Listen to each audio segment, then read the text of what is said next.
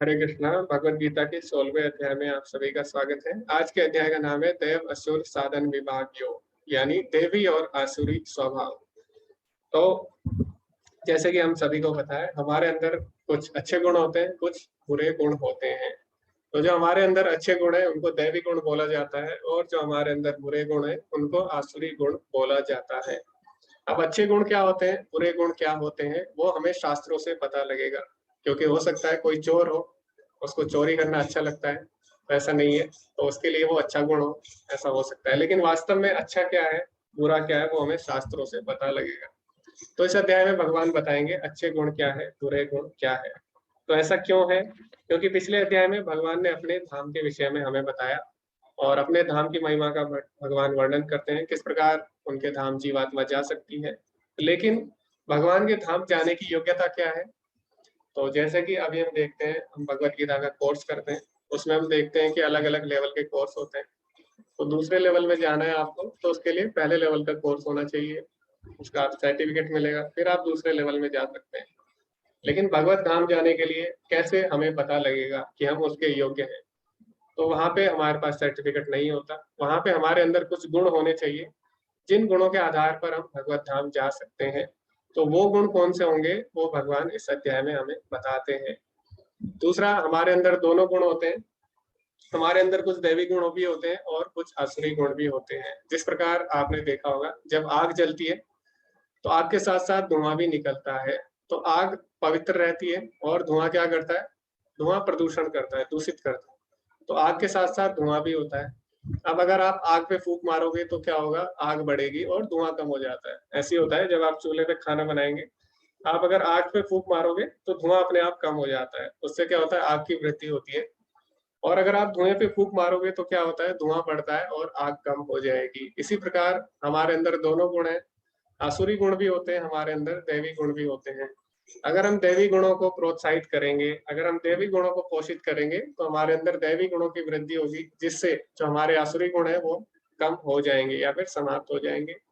और अगर हम आसुरी गुणों को पोषित करेंगे, उनकी वृद्धि करेंगे, तो हमारे अंदर के जो दैवी गुण है वो क्षीण हो जाएंगे। तो किस प्रकार के दैवी गुण होते हैं, किस प्रकार आसुरी गुण होते हैं, वो भगवान इस अध्याय में बताते हैं। और दोनों को पोषित करने के क्या लाभ होंगे, वो भी भगवान इस अध्याय में बताते हैं। इसी के साथ आरंभ करते हैं अध्याय। श्री भगवान वाचा अभयम सत्वस्तम शुद्धि ज्ञान योगा व्यवस्थिति दानम दमश्च यज्ञश्च स्वाध्याय तप आर्जवम अहिंसा सत्यम क्रोध त्यागा शांतिरपैशुनम दया भूतेषु लोलुप्तम मार्दवम वीर चापलम तेजा क्षमा धृति शोचम अद्रोहो नातिमानिता भवन्ति संपदम देवीम अभिजातस्य भारत। तो अभी भगवान पहले से तीसरे श्लोक में दैवी गुणों के विषय में हमें बताते हैं। तो दैवी गुण कौन से हैं, वो भगवान बताते हैं एक एक करके। सबसे पहला है निर्भयता। उसके बाद है आत्मशुद्धि, आध्यात्मिक ज्ञान का अनुशीलन, दान, आत्म संयम, यज्ञ परायणता, वेद अध्ययन, तपस्या, सरलता, अहिंसा, सत्यता, क्रोध विहीनता, त्याग, शांति, चित्रान्वेषण में अरुचि, समस्त जीवों पर करुणा, लोभ विहीनता, भद्रता, लज्जा, संकल्प, तेज, क्षमा, धैर्य, पवित्रता, ईर्ष्या तथा सम्मान की अभिलाषा से मुक्ति, ये सारे दिव्य गुण हैं जो दैवी प्रकृति से संपन्न देव तुल्य पुरुषों में पाए जाते हैं। तो हमें कैसे पता लगेगा कि हम भक्ति में आगे बढ़ रहे हैं या नहीं? तो जब तक हमारे अंदर ये दैवी गुण विकसित नहीं हो रहे, तो इसका मतलब हम भक्ति में आगे नहीं बढ़ रहे हैं। इसलिए इस अध्याय को पढ़ना बहुत ही आवश्यक है।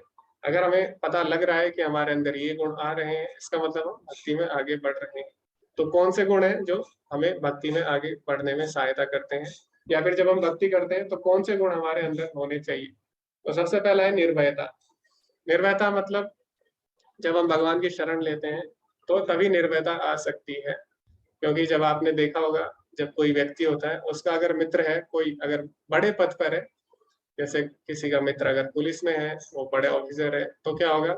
वो निर्भय रहेगा। उसको अगर कोई डराएगा, वो डरेगा नहीं। क्यों? क्योंकि उसको पता है उसका मित्र एक शक्तिशाली पद पर है। इसी प्रकार इस जो जगत में सबसे शक्तिशाली भगवान है। तो जिसको ये बात पता लग जाती है कि भगवान उसके साथ हैं और भगवान उसकी रक्षा करेंगे, तो उसके अंदर निर्भयता आ जाती है। तो जब कोई भगवान की भक्ति करता है, उसके अंदर निर्भयता आ जाती है। उदाहरण के लिए हम देख सकते हैं, जो प्रहलाद महाराज थे उनके पिता ने उन्हें बहुत डराया कि आप हरि नाम मत लीजिए, भगवान का नाम मत लीजिए। तो उनके पिता ने अनेक यातनाएं दी, लेकिन फिर भी वो निर्भय बने रहे, फिर भी उनके मन में डर नहीं था। क्यों? क्योंकि वो भगवान की शरण में थे। तो जब हम भगवान की भक्ति करते हैं, सबसे पहले हमारे मन में क्या आती है? निर्भयता।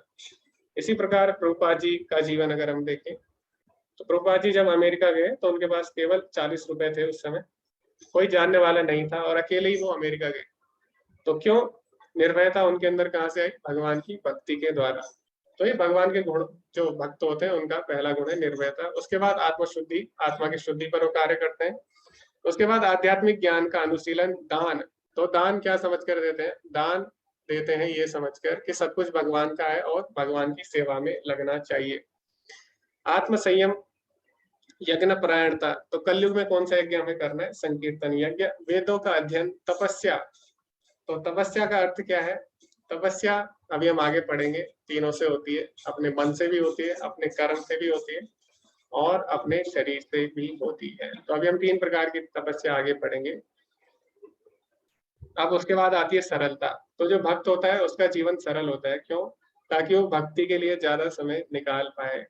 अगर हम भौतिक वस्तुओं में ज्यादा लगेंगे, अपने जीवन को अगर हम जटिल बनाएंगे, तो हम भक्ति नहीं कर पाएंगे। इसीलिए जो भक्त होता है उसकी दिनचर्या से लेके, उसके पहनावे से लेके, उसका खाना तक सभी सरल होता है। क्यों? ताकि वो भक्ति को अधिक समय दे सके। तो जितने हम सरल जीवन जिएंगे, उतना हम जो भी हम कार्य कर रहे हैं, चाहे भौतिक कार्य ही क्यों ना हो, चाहे आपके भौतिक उद्देश्य ही क्यों ना, उसके लिए भी सरल जीवन का होना बहुत ही आवश्यक है। तो इसी प्रकार सरल जीवन भक्ति में भी हमारी सहायता करता है।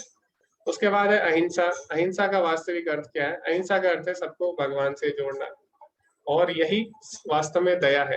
तो किसी जीव पर अगर वास्तव में दया करनी है, तो 2 तरीके हैं। या तो आप उसकी कुछ सहायता कर दीजिए छोटी मोटी, उसको अच्छा खाना दीजिए, उसको अच्छे वस्त्र दीजिए, लेकिन वास्तविक दया क्या है? उसको भगवान से जोड़ना।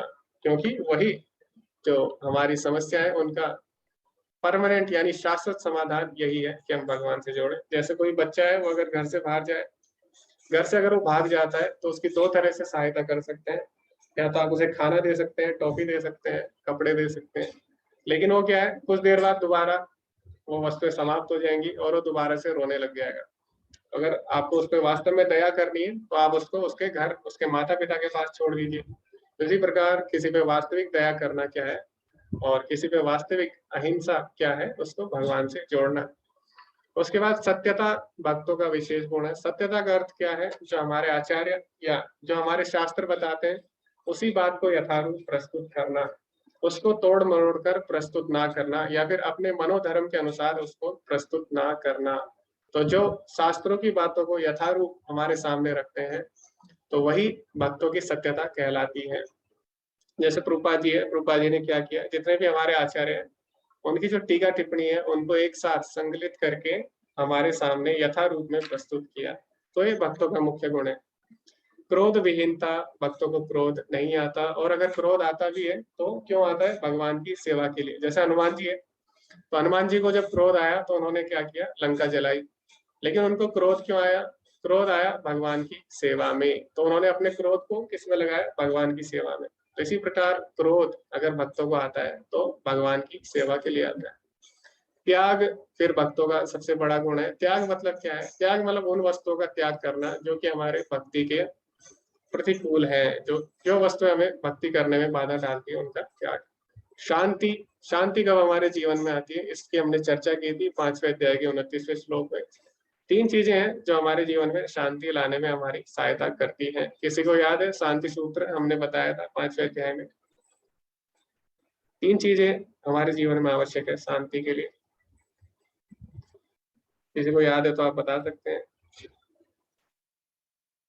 ओके, किसी को याद नहीं है। तो 3 चीजें भगवान बोलते हैं शांति अगर हमें जीवन में चाहिए। भोक्ताराम यज्ञ तत्साम, भगवान को ही परम भोक्ता मानना, भगवान को ही स्वामी मानना, सर्वलोक महेश्वरम, और ये जानना कि भगवान ही हमारे परम हितैषी मित्र है। सुहृदम सर्वभूतानां ज्ञात्वा शांति मृच्छति। तो इस प्रकार हमने शांति सूत्र की चर्चा की थी 5वें अध्याय के 29वें श्लोक में। उसके बाद भक्तों के अंदर अगला गुण है छिद्रान्वेषण में अरुचि। छिद्रान्वेषण में अरुचि मतलब है दूसरों में छिद्र नहीं देखना, यानी दूसरों में कमी ना देखना। तो जो भक्त है वो कभी भी दूसरों में कमी नहीं देखते, वो हर किसी से अच्छी बातें सीखते हैं। तो सबके अंदर कोई ना कोई बुराई होती है और सबके अंदर कोई ना कोई अच्छाई होती है। तो जो भक्त क्या करते हैं, भक्त दूसरों में कमियां नहीं ढूंढते, उनके जो अच्छे गुण है उनसे कुछ सीखते हैं और उसको अपनी भक्ति में लगाते हैं, अपने जीवन में आगे बढ़ते हैं। तो इस प्रकार भक्त करते हैं। उसके बाद समस्त जीवों पर करुणा, इसकी भी हमने अभी चर्चा की थी। लोभ विहीनता, भक्तों के अंदर लालच नहीं होता इंद्रिय भोग का। भद्रता यानी सबसे अच्छा व्यवहार करते हैं। लज्जा का मतलब क्या है? लज्जा का मतलब ये नहीं है कि भक्त शर्मिले होते हैं। लज्जा का मतलब है कि भक्त गलत काम करने से संकोच करते हैं। लज्जा यानी शर्म। तो वास्तव में शर्म किससे करनी चाहिए? गलत काम करने से। तो ये भक्तों का गुण होता है। संकल्प, भक्त अपने संकल्प में रहते हैं। जैसे कि अभी कई लोग हैं, उन्होंने संकल्प लिया था कि हम लोग क्या करेंगे, भगवत गीता 18 दिवसीय कोर्स को सुबह हम डेली हम इसमें आएंगे। तो जो लोग आ रहे हैं यानी भगवान के अच्छे भक्त हैं। क्यों? क्योंकि उनके अंदर संकल्प शक्ति है। तो संकल्प होना जीवन में आवश्यक है। अगर संकल्प नहीं है तो हम भक्ति तो दूर की बात है, हम जो अपना भौतिक जीवन है उसमें भी हम आगे नहीं बढ़ सकते। तो अगर हमें भौतिक उद्देश्य को भी पूरा करना है तब भी जीवन में संकल्प होना चाहिए। जैसे आपने देखा होगा कई जो बिजनेसमैन है वो क्या करते हैं, सुबह जल्दी उठ जाते हैं, किताबें पढ़ते हैं अच्छी अच्छी, जिससे वो बिजनेस अच्छा चला सके। इसी प्रकार कई लोग जिनको आर्मी में जाना है वो लोग सुबह उठ जाते हैं, सुबह उठ के एक्सरसाइज करते हैं। तो कहीं ना कहीं अगर हमें भौतिक जीवन में भी हमारे उद्देश्य है उसके लिए भी संकल्प का होना आवश्यक है। इसी प्रकार आध्यात्मिक जीवन में भी संकल्प का होना आवश्यक है। तो संकल्प का गुण हमारे अंदर होना चाहिए। उसके बाद है तेज, यानी जो भगवान के भक्त होते हैं उनके अंदर एक और गुण आता है चापलम। चापलम मतलब होता है चतुराई, तेज हो जाते हैं।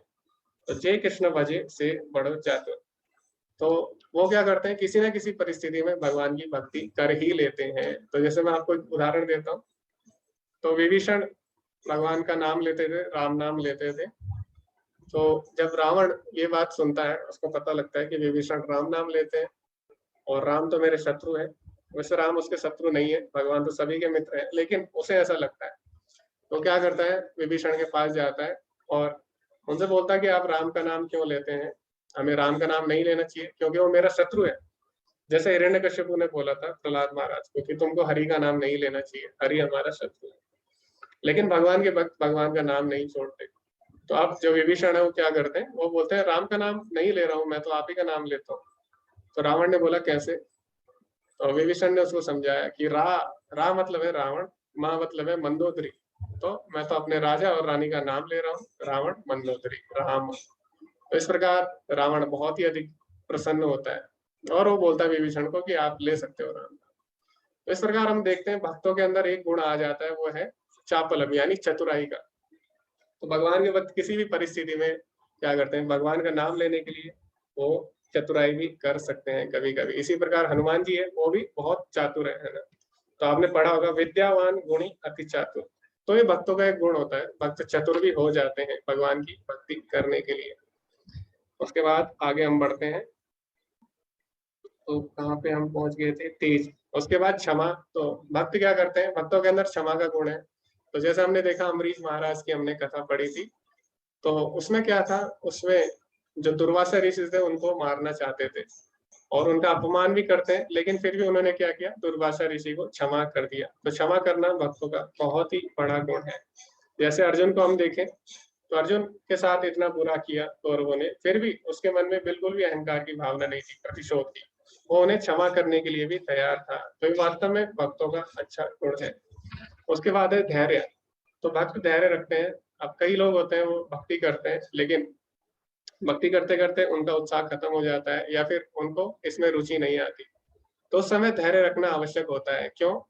क्योंकि अभी जो हमने काम किए हैं, गलत काम जो हम करते हैं, उसके हमारी जो आत्मा है उस पर संस्कार बन जाते हैं।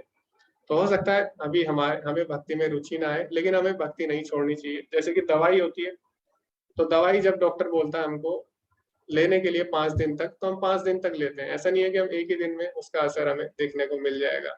इसी प्रकार भगवान का नाम है और भक्ति है। तो हो सकता है अभी हमें उत्साह ना आए, अभी रुचि ना आए, लेकिन हमें भगवान की भक्ति नहीं छोड़नी चाहिए। उसमें हमें धैर्य रखना होता है। तो कई लोग होते हैं उनको तुरंत भगवान के नाम में रुचि आ जाती है, भक्ति में, और जिनको नहीं आती उनको धैर्य रखना चाहिए। तो कमी भगवान के नाम में नहीं है, कमी हमारे अंदर है। हमारी आत्मा पे पूर्व जन्मों के संस्कार होते हैं, कई कई जन्मों के, जिसके कारण कभी कभी समय लग जाता है।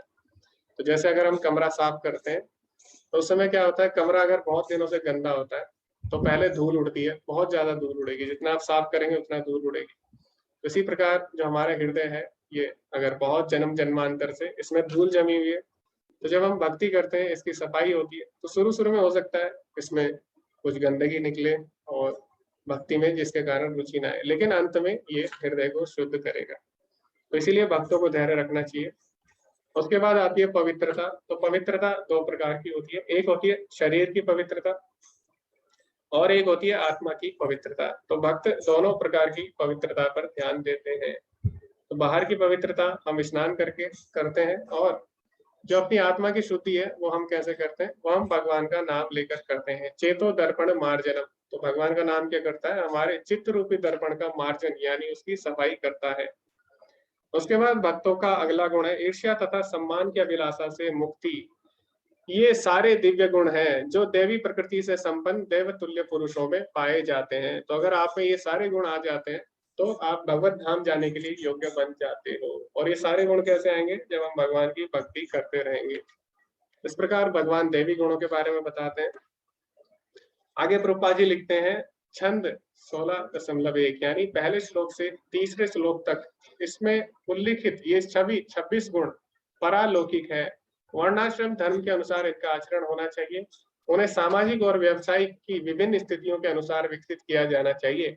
उद्देश्य यह है कि भले ही भौतिक स्थितियां दयनीय हो, यदि इन गुणों का अभ्यास पुरुषों के सभी वर्गों द्वारा किया जाए तो धीरे धीरे पारलौकिक बोध के उच्चतम मंच तक उठना संभव है। तो प्रभुपाद जी बोल रहे हैं हो सकता है किसी के अंदर ये सारे गुण ना हो। जैसे हम देखते हैं 4 जो वर्ण बनाए गए हैं वो गुण कर्म विभागशः यानी गुण और कर्म के अनुसार बनाए गए हैं। तो हर व्यक्ति किसी न किसी वर्ण से किसी न किसी गुण में होता है, जिसके कारण उसमें कुछ गुणों की प्रधानता होती है, कुछ गुणों की उसमें कमी होती है। तो प्रभुपाद जी बोलते हैं हो सकता है अभी हम इस अवस्था में ना हो कि हमारे अंदर सारे दैवी गुण हो, लेकिन हमें प्रयास करते रहना चाहिए। अभी भगवान असुरी गुणों के बारे में बताना आरंभ करते हैं। दंभो दर्प अभिमानश्च क्रोधा पौरुषमेव च अज्ञानम च विजातस्य पार्थ संपदम आसुरीम संपदाम आसुरीम। यानी जो असुरी लोग हैं उनकी संपदा, उनका धन क्या है, हे प्रतापुत्र, दंभ दर्प अभिमान क्रोध कठोरता तथा अज्ञान ये सारे असुरी स्वभाव वालों के गुण हैं। तो हम एक एक करके चर्चा करेंगे इन सारे गुणों की। तो सबसे पहला गुण है दंभ।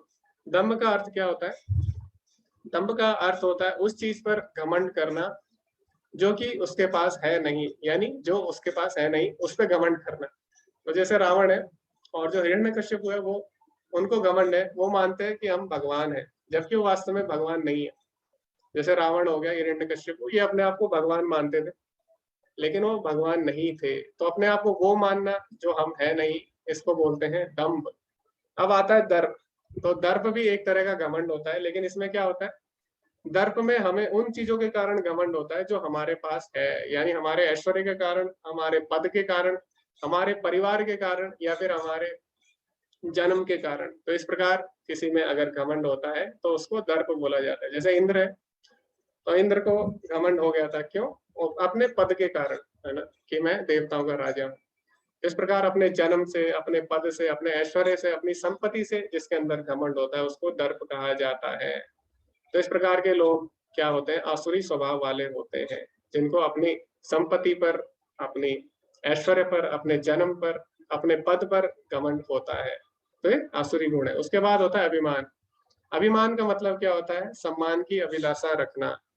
तो जो लोग सम्मान की अभिलाषा रखते हैं इसलिए कोई कार्य करते हैं ताकि उनको सम्मान मिले उसके बदले, इस प्रकार का गुण आसुरी गुण कहा जाता है।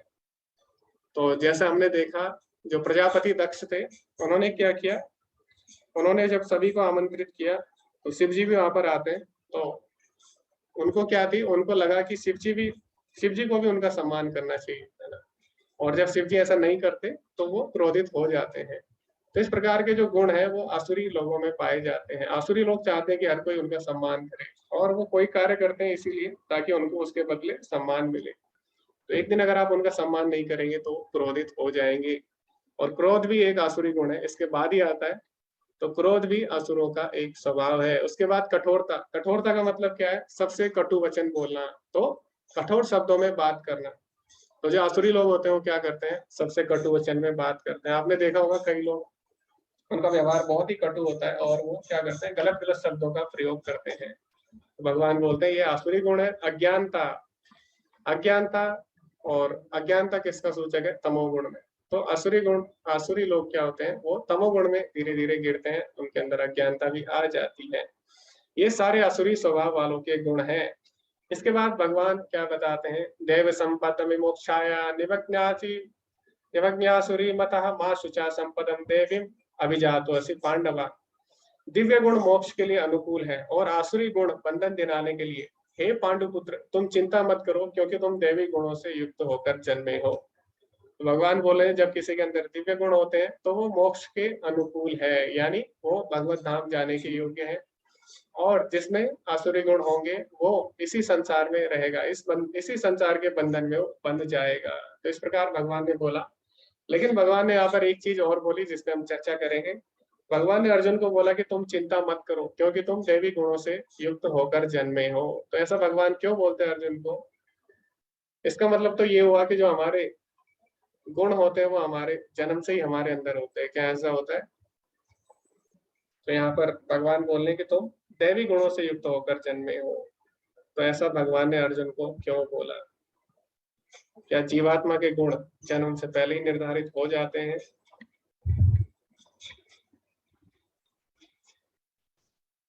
अर्जुन को भगवान ऐसा क्यों बोल रहे हैं? कोई बता सकता है इसका कारण? जो पहली बार कर रहे हैं क्या वो बता सकते हैं इस कोर्स को, जो पहली बार कर रहे हैं? जी हरे कृष्णा राखी माता जी। हरे कृष्णा प्रभु जी। शायद प्रारब्ध के कारण पूर्व जन्म में किए गए कर्म उनके अच्छे होंगे, इसीलिए। ओके, तो अभी हम इस पे चर्चा करेंगे। अब जो पहले कर चुके हैं कोर्स वो बताएंगे, उनको याद अगर है। उनको तो याद होना चाहिए। ओके, तो हम सभी के अंदर सारे गुण होते हैं, लेकिन भगवान अर्जुन को बोल रहे हैं तुम्हारे अंदर दैवी गुण है, यानी अर्जुन तुम्हारे अंदर आसुरी गुण बिल्कुल भी नहीं है। लेकिन हमने तो पढ़ा कि हमारे अंदर दोनों गुण होते हैं। तो ऐसा क्यों है? अर्जुन में क्या ऐसी बात है जो हमारे में नहीं है, या हम में क्या ऐसा है जो अर्जुन में नहीं है? कुछ तो अलग है। हरे कृष्णा अभिलाषा माता जी। जैसे कि आपने, हरे कृष्णा प्रभु जी, जैसे कि आपने एक दिन बोला था कि जो भी समय हमारी मृत्यु होती है वो समय हमारी जो मति होती है उसके हिसाब से हमारा अगला जन्म और ये सब होता है।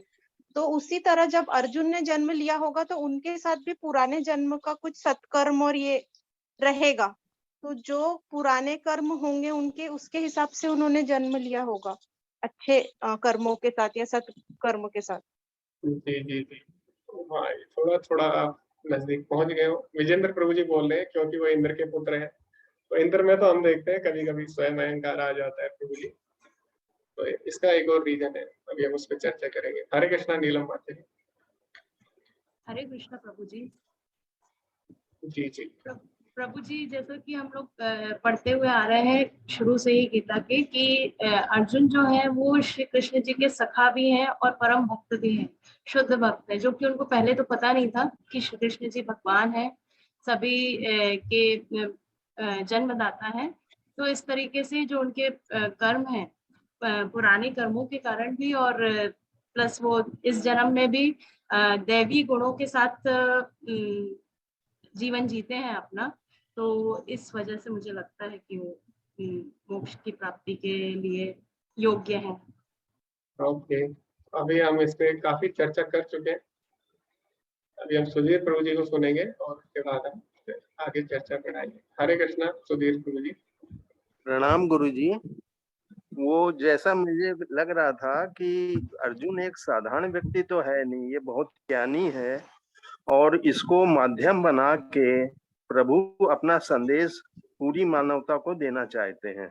अर्जुन सब समझदार है, सब है, वो विस्मृत थोड़ा हो गया भ्रम में, लेकिन एक्चुअल में वो बहुत ही ज्ञानी व्यक्ति है और उसका माध्यम बनाया गया है, वो ड्रामा का रोल अदा कर रहा है। तो प्रभु ने उसको चुना है कि इसके माध्यम से हम पूरी मानव जात को भलाई के लिए ये इसको माध्यम से कहें जो भी बात। जी जी जी, धन्यवाद प्रभु जी। तो इसका उत्तर हम ऐसे इस पे हम चर्चा कर चुके हैं। अगर हमने चौथा अध्याय ध्यान से पढ़ेंगे अगर हम, तो उसमें हमने चर्चा की थी। चौथे अध्याय में भगवान बोलते हैं, जब अर्जुन भगवान को बोलता है कि आपने सूर्य देव को इतने करोड़ों साल पहले ये ज्ञान कैसे दिया, क्योंकि आप तो मेरे साथ जन्मे हो। तो भगवान अर्जुन को बोलते हैं, बहुनी में व्यतीतानि जन्मानि तब चार्जुना, हे अर्जुन तुम और मैं अनेकों अनेक बार इस धराधाम पर आ चुके हैं। तो जो अर्जुन है वो साधारण व्यक्ति नहीं है, वो क्या है, भगवान का नित्य पार्षद है। यानी जब भी भगवान आते हैं तो हमेशा अपने पार्षदों के साथ आते हैं, भगवान कभी भी अकेले नहीं आते। तो जैसे हमने देखा जब राम जी आते हैं तो जो सारे देवता हैं वो क्या करते हैं, वानर सेना के रूप में आते हैं और उनकी सहायता करते हैं। इस प्रकार जब कृष्ण आते हैं तो सारी गोपियां आती है, ठीक है, उनकी जो माता है, उनकी यशोदा माता और देवकी माता, ये सब क्या है, उनके नित्य पार्षद है, ये भी आते हैं। और इसी प्रकार जब राम जी आते हैं तो वही कौशल्या के रूप में आते हैं, दशरथ जी के रूप में आते हैं। और भगवान बोलते हैं भागवतम में भी, कृष्ण वर्णम तुषा कृष्ण संगो पांगस्त्र पार्षदम, तो भगवान जब भी आएंगे अपने पार्षदों के साथ आएंगे। तो जो अर्जुन है क्या है, भगवान का नित्य पार्षद है। और अर्जुन कोई साधारण व्यक्ति नहीं है, हमेशा जब भी भगवान आएंगे लीला करने अर्जुन भी आता है। तो आपने पढ़ा होगा नर नारायण, तो भगवान जब नारायण रूप में आते हैं तो अर्जुन हमेशा उनके साथ रहते हैं नर के रूप में। तो इसलिए भगवान का अर्जुन नित्य पार्षद है, नित्य सखा है। तो ये भगवान ने भगवत गीता में भी बोला है, और हमें और भी अनेक कहानियों से हमें ये पता लगता है। इसीलिए भगवान अर्जुन को बोलते हैं कि तुम चिंता मत करो, तुम देवी गुणों से युक्त होकर जन्मे हो, क्योंकि अर्जुन भगवान का नित्य सखा है, नित्य पार्षद है। तो आगे हम बढ़ेंगे। दो भूत सर्गलोक्यस्मिन् देव आसुर एव च देवो विस्तरशः प्रोक्ता आसुरम पार्थ में शृणु। हे प्रथापुत्र, इस संसार में सृजित दो प्राणी होते हैं, देवी तथा आसुरी। मैं पहले ही विस्तार से तुम्हें देवी गुण बतला चुका हूँ, अब मुझसे आसुरी गुणों के विषय में सुनो। तो अभी भगवान ने देवी गुणों के बारे में हमें विस्तार से बताया, 26 देवी गुणों की भगवान ने चर्चा की, लेकिन अभी आसुरी गुणों के बारे में भगवान ने ज्यादा चर्चा नहीं की। तो भगवान बोल रहे हैं अभी हम असुरों के बारे में विस्तार से चर्चा करेंगे कि आसुरी गुण क्या होते हैं, किस प्रकार वो हमें बंधन में बांधते हैं। प्रवृत्तिं च निवृत्तिं च जनाना विदुरासुरः न शोचम न पिचाचारो न सत्यम तेषु विद्यते। जो आसुरी लोग हैं वे यह नहीं जानते कि क्या करना चाहिए और क्या नहीं करना चाहिए। उनमें ना तो पवित्रता, ना उचित आचरण और ना ही सत्य पाया जाता है। तो आसुरी लोग क्या करते हैं, उन्हें वास्तव में पता नहीं है जीवन का उद्देश्य क्या है, या जीवन में अगर कोई कार्य करना है तो क्यों करना है। वो क्या करते हैं, जो उन्हें अच्छा लगता है वो करेंगे, यानी वास्तव में उन्हें पता नहीं है क्या करना है क्या नहीं। उनको लगता है जो उनके लिए अच्छा है वही उनको करना चाहिए, और इससे क्या होता है, इससे वो संसार में बंध जाते हैं या फिर गलत कामों में लिप्त हो जाते हैं। क्योंकि अपने मन के हिसाब से अगर हम चलेंगे तो हम फिर मन के दास बन जाते हैं, और मन को हो सकता है कोई चीज अच्छी लगे और वो वास्तव में हमारे लिए अच्छी ना हो। तो ऐसा हो भी सकता है, जैसे उदाहरण के लिए सुबह उठना किसी को पसंद नहीं है, किसी का मन नहीं करता, लेकिन सुबह उठना हमारे लिए लाभदायक है।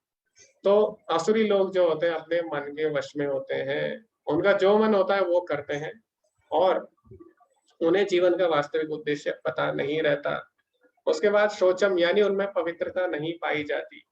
तो हो सकता है बाहर से वो अच्छे हो, दिखने में अच्छा उन्होंने कपड़ा पहना हो, लेकिन पवित्रता अंदर से नहीं होगी। बाहर से हो सकता है पवित्र लगे आपको, लेकिन अंदर से पवित्रता नहीं पाई जाएगी, आत्मा की पवित्रता नहीं होगी। उसके बाद किसी के साथ उचित आचरण नहीं करते। और कभी कभी आपने देखा होगा कुछ लोग आसुरी होते हैं लेकिन वो अच्छा आचरण करते हैं, क्यों, ताकि उनको उससे कोई भौतिक लाभ मिल सके। तो वैसे तो किसी के साथ अच्छा आचरण नहीं करेंगे, लेकिन अगर करते भी हैं तो उसके पीछे कोई ना कोई स्वार्थ उनका छुपा रहता है। और उसके बाद उनमें सत्य नहीं पाया जाता, तो कभी भी सत्य नहीं बोलेंगे, वही बात बोलेंगे जिससे उनको फायदा होता है। तो इस प्रकार के जो लोग हैं वो आसुरी लोग कहलाते हैं, और इस प्रकार का उनका आचरण होता है। और इस प्रकार की मानसिकता के कारण वो क्या सोचते हैं, अभी भगवान बताते हैं। असत्यम प्रतिष्ठम ते जगदाहुन ईश्वरम अपरस्पर संभूतम किमन्य काम हेतुकम। वह कहते हैं कि यह जगत मिथ्या है, इसका कोई आधार नहीं है और इसका नियमन किसी ईश्वर द्वारा नहीं होता। उनका कहना है कि यह कामेच्छा से उत्पन्न होता है और काम के अतिरिक्त कोई अन्य कारण नहीं है। तो आसुरी लोग क्या बोलते हैं, ये सारा जगत मिथ्या है, यानी सपने की तरह है और हम सपने में जी रहे हैं, और जब तक हमें सपने में है हमें खुल के जीना चाहिए, भगवान वगैरह कुछ नहीं होता, इस संसार में जितनी भी चीजें हैं भोग के लिए बनी है। तो इस प्रकार आसुरी लोगों की मानसिकता होती है, भगवान को नहीं मानेंगे। उनका मानना है कि ये सारी चीजें हमारे भोग के लिए बनी है, इसीलिए हमें क्या करना चाहिए, सारी चीजों का भोग करना चाहिए। इस प्रकार उनकी मानसिकता होती है। ऐसे निष्कर्मों का अनुगमन करते हुए आसुरी लोग जिन्होंने आत्मज्ञान को खो दिया है और जो बुद्धिहीन है, ऐसे अनुपयोगी एवं भयावह कार्यों में प्रवृत्त होते हैं जो संसार का विनाश करने के लिए होता है। अब जब इस प्रकार की उसकी मानसिकता हो जाती है, वो सभी चीजों को भोग की वस्तु के रूप में देखता है और वो ये नहीं सोचता कि दूसरे व्यक्तियों का इसमें हित है या अहित, वो बस वो कार्य करता है जो उसके लिए अच्छा होता है। इसके कारण क्या करता हो, प्रकृति के संसाधनों का दोहन करता है और इसके कारण वो पूरे समाज को न केवल अपने आप को नुकसान पहुंचाता है बल्कि पूरे समाज का वो नाश करता है। तो आसुरी लोग न केवल अपना नुकसान करते हैं बल्कि भोग की प्रवृत्ति के कारण क्या करते हैं, पूरे संसार का विनाश कर बैठते हैं। तो इस प्रकार हम देख रहे हैं, जैसे कि हम देखते हैं आधुनिक शिक्षा हमें सिखाती है, अच्छी अच्छी चीजें हमें सिखाती है, अच्छी अच्छी टेक्नोलॉजी हमने सीखी, लेकिन ये नहीं बताती कि इसको किस प्रकार हमें अच्छी जगह लगाना चाहिए, अच्छे काम क्या है। तो इससे क्या होता है, जो भी चीजें हैं, जो भी हमें चीजें मिल रही है टेक्नोलॉजी, तो उसको लोग क्या कर रहे हैं, गलत जगह लगाते हैं और इससे क्या करते हो, ना केवल अपना नाश करते हैं बल्कि पूरे विश्व का नाश कर बैठते हैं। तो अभी आजकल क्या हो रहा है, विश्व में हम भौतिक शिक्षा में आगे बढ़ रहे हैं लेकिन हमें आध्यात्मिक शिक्षा नहीं दी जा रही। इसके कारण क्या हो रहा है, हम अपनी भोग की इच्छा के कारण प्रकृति का क्या कर रहे हैं, विध्वंस कर रहे हैं। प्रकृति को हम, जैसे कि प्रदूषण बढ़ता जा रहा है और बहुत सारी चीजें हैं, पेड़ कटते जा रहे हैं। तो ये क्यों हो रहा है, क्योंकि हमारे अंदर भोग की इच्छा है, हम बस अपना भला देख रहे हैं, हम ये नहीं देख रहे आने वाली पीढ़ी का क्या होगा, बाकी लोगों का क्या होगा। तो इस प्रकार की जब मानसिकता हो जाती है, ऐसी मानसिकता आसुरी मानसिकता कहलाती है। तो असुर लोग ना केवल अपना नुकसान करते हैं बल्कि वो क्या करते हैं, पूरे संसार का वो विनाश करते हैं।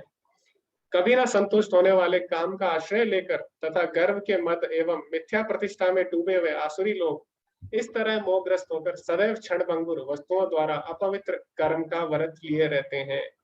यानी असुरी लोग क्या करते हैं, कभी भी सुधरते नहीं है। वो मान लेते हैं कि अब हम नहीं सुधरेंगे, चाहे कुछ भी हो जाए हम बिल्कुल भी नहीं सुधरेंगे।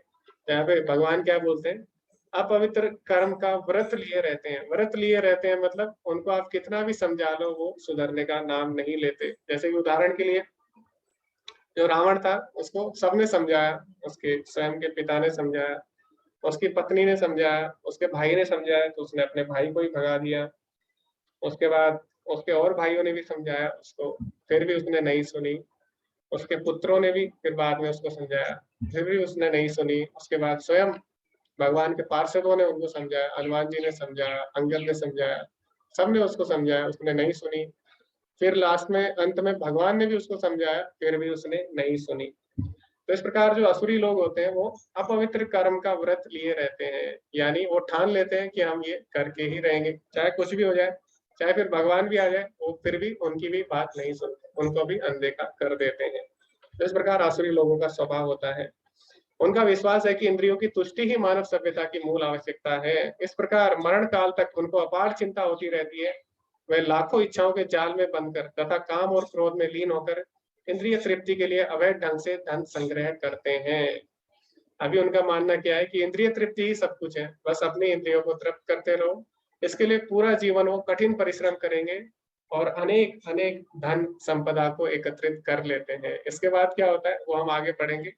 इससे पहले हम चर्चा करेंगे कि यहाँ पर एक शब्द प्रयोग हुआ है, अपवित्र कर्म। तो अपवित्र कर्म कौन से हैं उसकी हम चर्चा करेंगे और किस तरह हम उससे बच सकते हैं उसकी भी हम चर्चा करते हैं।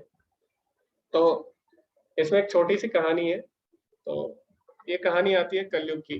तो जब परीक्षित महाराज का राज था, द्वापर युग था और द्वापर युग लगभग समापन की ओर था। उसके बाद किसको आना था, कलयुग को आना था। तो अभी कलयुग क्या करता है, कलयुग चाहकर भी परीक्षित महाराज के राज्य में प्रवेश नहीं कर पाता। क्यों? क्योंकि जो परीक्षित महाराज है वो भगवान के शुद्ध भक्त थे। तो आपने देखा होगा बचपन से ही वो भगवान की भक्ति करते थे और वो राज ऋषि थे, यानी राजा भी थे और ऋषि भी थे, भगवान के भक्त भी थे और पूरे विश्व में परीक्षित महाराज का राज्य था। तो इस प्रकार कलयुग चाहकर भी उनके राज्य में नहीं आ सकता था। तो अभी कलयुग क्या करता है, अभी ये बहुत बड़ी कहानी है, तो आगे हम बढ़ेंगे। तो लेकिन कलयुग किसी कारण उनकी शरण में जाता है और उनसे उनकी चर्चा होती है, उनसे युद्ध भी होता है कलयुग के साथ इनका। तो कलयुग जब साक्षात रूप में आता है तो उसके साथ युद्ध भी होता है। अंत में कलयुग क्या करता है, इनकी शरण लेता है और बोलता है कि मैं आपकी शरण में आया हूँ, और राजा का कार्य है कि जो उसकी शरण में आया उसको शरणागति देना। इसी प्रकार हम देखते हैं सतयुग आया, त्रेता आया, द्वापर आया, तो विधि के विधान के अनुसार कलयुग को भी आना है। तो इस तरह कलयुग राजा को समझाता है कि आप मुझे भी शरण दीजिए। तो राजा बोलता है ठीक है, तुम्हें कहाँ पे शरण चाहिए, क्योंकि मैं तुम्हें अपने राज्य में सब जगह शरण नहीं दे सकता, तो तुम कुछ जगह चुन लो जहाँ पे तुम्हें शरण चाहिए। तो इस प्रकार कलयुग से बात होती है। तो कलयुग बोलता है मैं 4 जगह शरण लूंगा। परीक्षित महाराज बोलते हैं ठीक है। तो अभी हम देखते हैं धर्म के 4 स्तंभ होते हैं।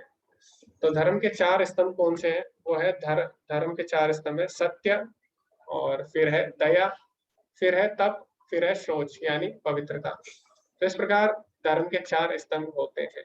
अभी कलयुग क्या करता है, 4 ऐसी जगह चुनता है जहां से धर्म के जो 4 स्तंभ है उनका नाश हो जाए। तो सबसे पहले कलयुग बोलता है मैं वहां पर वास करूंगा जहाँ पे अवैध संबंध होगा। अवैध संबंध यानी शादी के बाहर जो संबंध होते हैं उनका अवैध संबंध बोला जाता है। तो अवैध संबंध से क्या होता है, इससे हमारी पवित्रता का नाश हो जाता है। तो जो धर्म का पहला स्तर है पवित्रता, उसका नाश हो गया।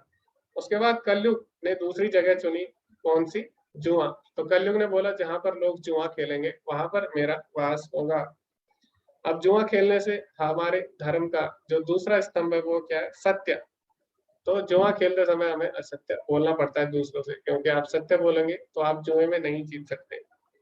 तो जुआ खेलने से दूसरा जो धर्म का स्तंभ है सत्य, उसका कलयुग ने नाश कर दिया। उसके बाद कलयुग ने बोला तीसरी जगह मैं वहां पर वास करूंगा जहां पे लोग नशा करेंगे। तो नशा करने से तप का नाश हो जाता है, नशा करने वाला तप नहीं कर सकता। तो जो धर्म का तीसरा स्तंभ था तप, उसका भी जो कलयुग है नाश कर देता है। इस प्रकार धर्म का चौथा स्तंभ क्या था, वो था दया।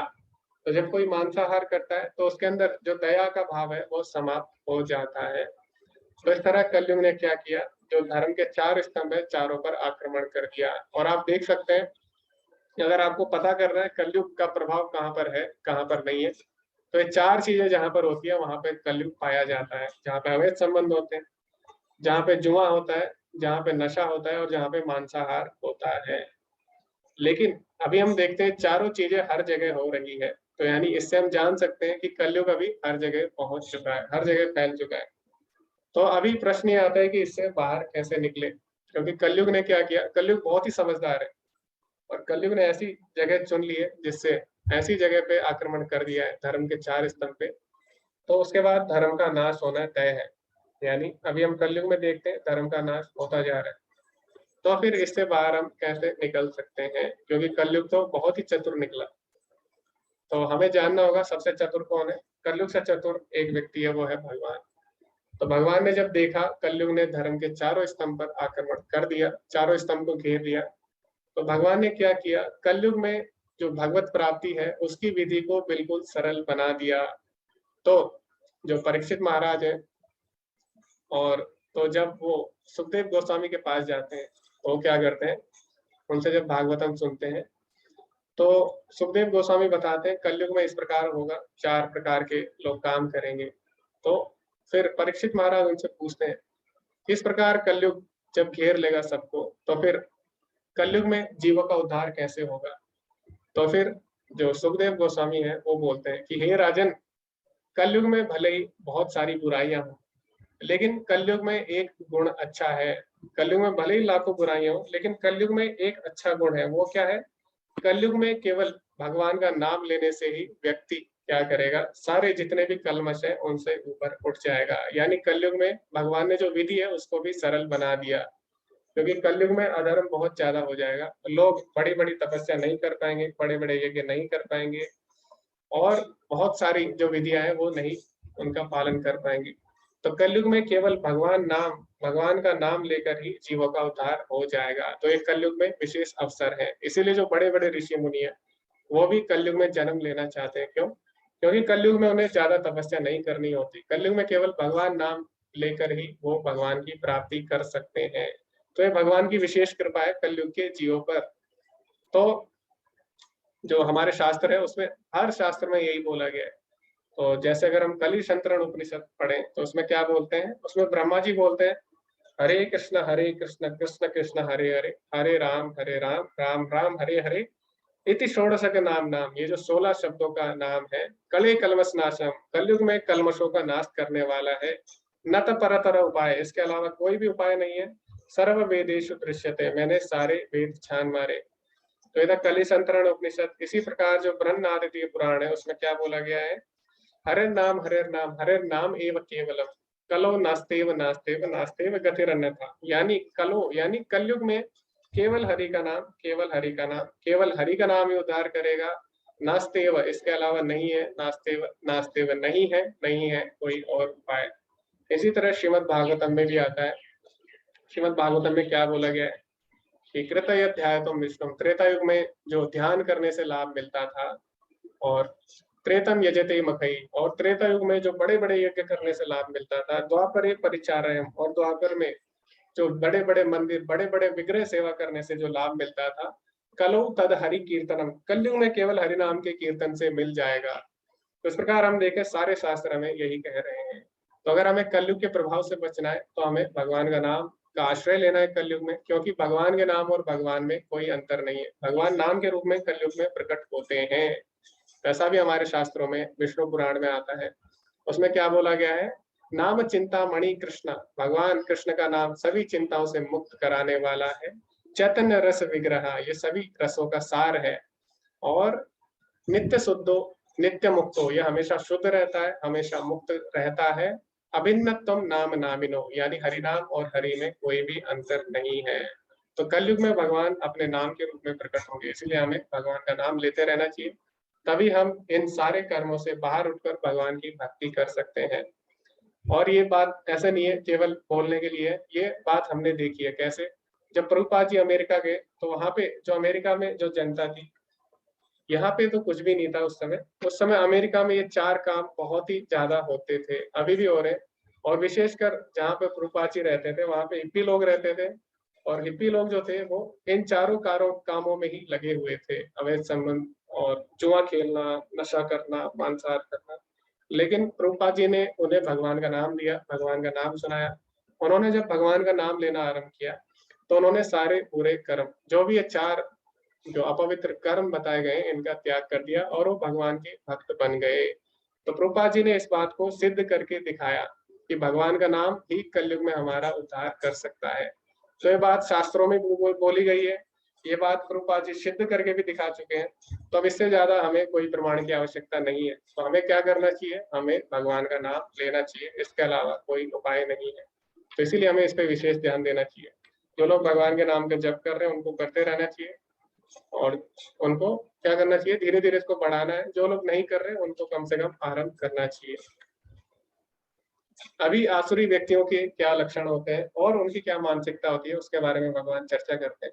आसुरी व्यक्ति सोचता है आज मेरे पास इतना धन है और अपनी योजनाओं से मैं और अधिक धन कमाऊंगा, तो इस समय मेरे पास इतना है किंतु भविष्य में यह बढ़कर और अधिक हो जाएगा। आसुरी व्यक्ति कभी भी संतुष्ट नहीं रहता, वो चाहता है कि उसके पास अपार धन हो, अपार धन हो, अपार धन हो, और कमाते कमाते इसका 2 गुना करूंगा, इसका 4 गुना करूंगा, इसका 8 गुना करूंगा, इस तरह अपना जीवन व्यतीत कर देता है। और अंत में क्या होता है, अंत में उसके पास कुछ भी हाथ नहीं लगता, न उसको माया मिलती है, न कृष्ण मिलते हैं। तो इसमें हम उदाहरण देखते हैं हिरण्यकश्यपु का। तो हिरण्यकश्यपु ने भी ऐसे ही किया। तो सबसे पहले उसने तपस्या की, ब्रह्मा जी को प्रसन्न किया, उसने वरदान मांगा। उसके बाद उसने जो पृथ्वी है उस पर अपना राज्य किया।